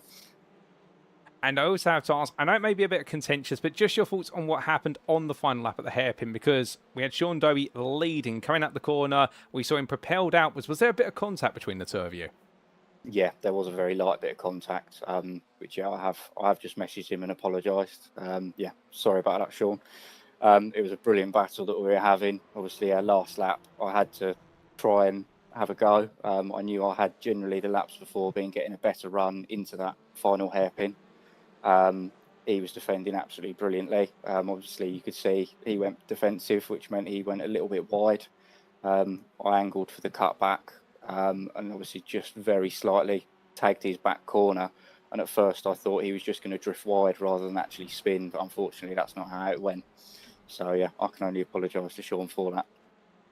Oh, that's absolutely fair. And again, not to put you on the spot regarding it, but always like to hear perspectives from drivers of things that have happened and the fact that you've messaged him. I'm sure he'll appreciate that once all the racing tempers have calmed down. But it can't take away from yourself, George, the fact that given you come into this round in 3rd place in the AM Championship, these wins, they're going to propel you right up close towards Lewis Mason. We've got 2 rounds to go. I mean, the belief's got to be there now that you can still fight back for that crown.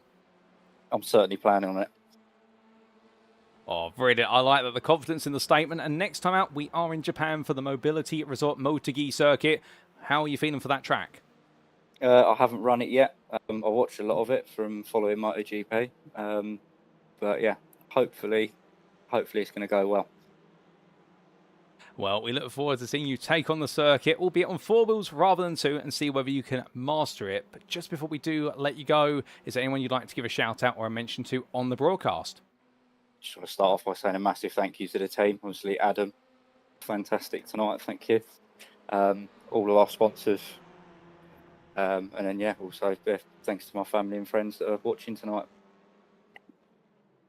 Well, George, it's been an absolute blast having the opportunity to catch up with you for a post-round interview. Congratulations today on becoming a 2-time back-to-back triple winner in the AM class for this season. I mean, it's an incredible record to have. In fact, I don't think anyone has done that in the NXTCC's history, so you have set a record in doing it twice over the course of a single season. And we look forward to seeing you take on MotoGP in 2 weeks' time and see whether you can continue that run of victories.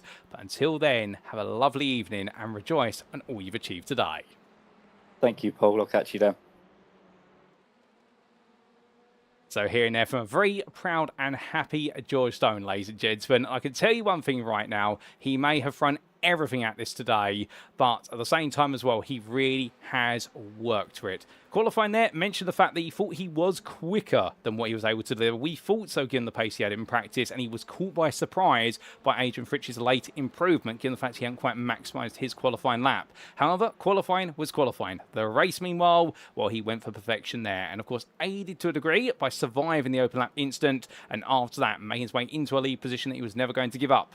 Race number 2, with the weight in the car, he still felt very comfortable there, bringing on home another victory. And well, going into race number 3 with the weight in the car, we found ourselves right in the thick of a big scrap of AM drives with prams carving the way through. But giving a big thank you to Adam Wilson-Weir, his teammate, to acting as a bit of a rear guard when they were able to get together, and also putting up his hand with regards to what happened between himself and Sean Doble coming out of the hairpin, where it was a little bit of contact there, a light touch, which we suspected there was a bit of a touch on the rear, and it caused Sean Doble's car to come completely loose out the final corner. But still, he's owned up to it, he's apologised, and well, we look forward to seeing both of them back out on circuit once again. But one thing that cannot be denied about George Stone today is the fact that he's tried to race as honestly as possible, and he's honestly earned those results the hard way with graft. And well, at MotoGear, if he can do it again, he may just be level with Lewis Mason going into the final round of the season.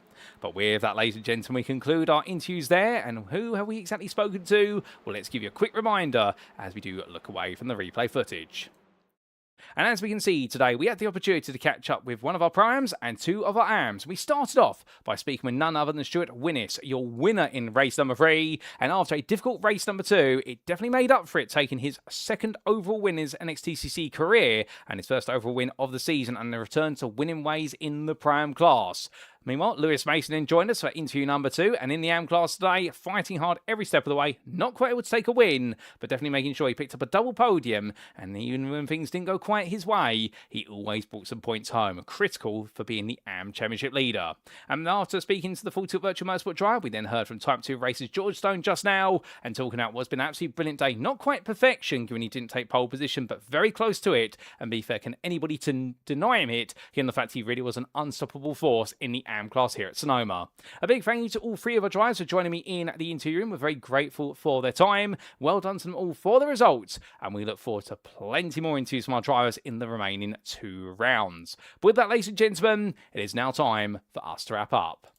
Thank you very much for watching, and if you have enjoyed today's show, and perhaps you're sat there right now wanting to know how you can become part of the Next Gen Racing community, or how you can get on the grid for a future instalment of the NXTCC and plenty more, because we don't just run touring cars here at Next Gen Racing, we also run Toyota GR86s, the Legends, and of course GT3s. Well, for all that and more, we definitely recommend you go to our official website, and that's www.nextgenracing.co.uk. That website appearing on screen now.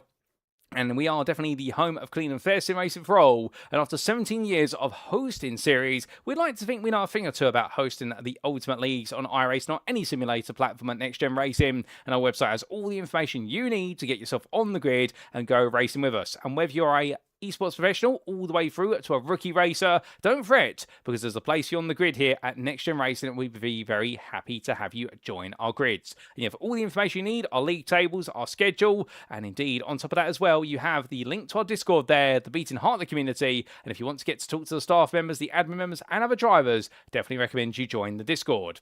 But of course, if you don't want to go to our website, perhaps you're more of a social media person, you can follow us on Facebook, and you can join our official group there. That's at www.facebook.com/groups/NextGen Racing. And we're not joined today, and that way you can stay up to date with all the latest news and announcements of Next Gen Racing. But also what you can do is get to know the guys and girls who make up the team behind the scenes, not just what they do on the virtual circuit either, but what they do on the real life circuit, with a number of our staff and admin members either being racing drivers, alternative marshals, or what is staff who run race days. But with that, ladies and gentlemen, we'd also like to take a big moment to say a thank you to our sponsors, who include Powermaxed, Next Level Racing, Mark Sykes Designs, Joyce Design, Douglas Motorsport, Sam Cases UK, Falconer PC Builds and Support, Benji Sim Photos, and lastly, of course, our title sponsor for this season, and Doble Motorcycles. And if you're looking to buy your next two-wheeled machine or ATV, why not consider Doble Motorcycles, the home to an expansive full range of Honda motorcycles, scooters, off-road bikes, and ATVs, because Doble Motorcycles is the UK's leading Honda motorcycle dealer.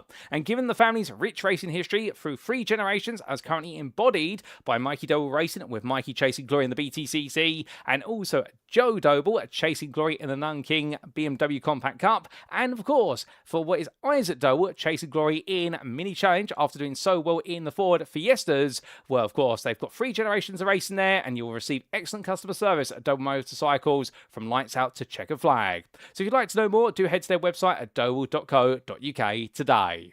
But with that, ladies and gentlemen, well, we look ahead to next time, and in 2 weeks' time, on what will be the 19th of May, it'll be our penultimate round. We head back to a circuit we've only visited once before in the NXTCC's history, and that was when it was known as the Twin Ring MotoGP, but it's been recently renamed to the Mobility Resort MotoGP, and it is perhaps the more overshadowed Japanese circuit, but once the home, of course, to an opportunity to host what would be IndyCar racing around there. But for our touring car machines, they'll be looking to take on the Grand Prix circuit in full flow, and it is one of those circuits that'll be full of stop-start racing with plenty of heavy braking zones and plenty of whips to offer overtaking opportunities. It'll be doors out racing there, and as we head to that round, well, how do things look exactly? When the overall championship, Wojciech Swirydowicz has almost got his hands on his 3rd crown and could provisionally take it with a round to spare in Japan. Meanwhile, in the Prime Championship, Matthew Sheraton's definitely had a bit of a reality check on his way towards the crown, as today the results haven't quite got his way, but he will still be leading most likely, with his rivals closing the distance very rapidly. And in the AM class, Lewis Mason has survived a scare today, making sure to land a double podium, but of course it's looking very, very likely that George Stone, if he brings home another set of wins, or at least another set of podiums next time out at MotoGP, the two of them will be level going into the season finale. So for all that and more to see how the story continues in Season 10 of the NXTCC, be sure to tune in 2 weeks' time on Tuesday the 19th of May as we head to Japan. But until then, ladies and gentlemen, I've been your host and commentator, Paul Walsh. You've been tuning into this broadcast brought to you by NXTGEN Racing, and until next time, remember to stay safe, stay well, stay smiling, and most importantly, as we always say in NXTCC, remember to stay on track. Good night. Thank you for tuning in. Until next time, that's all from us here at NXTGEN Racing, the home of clean and fair sim racing for all.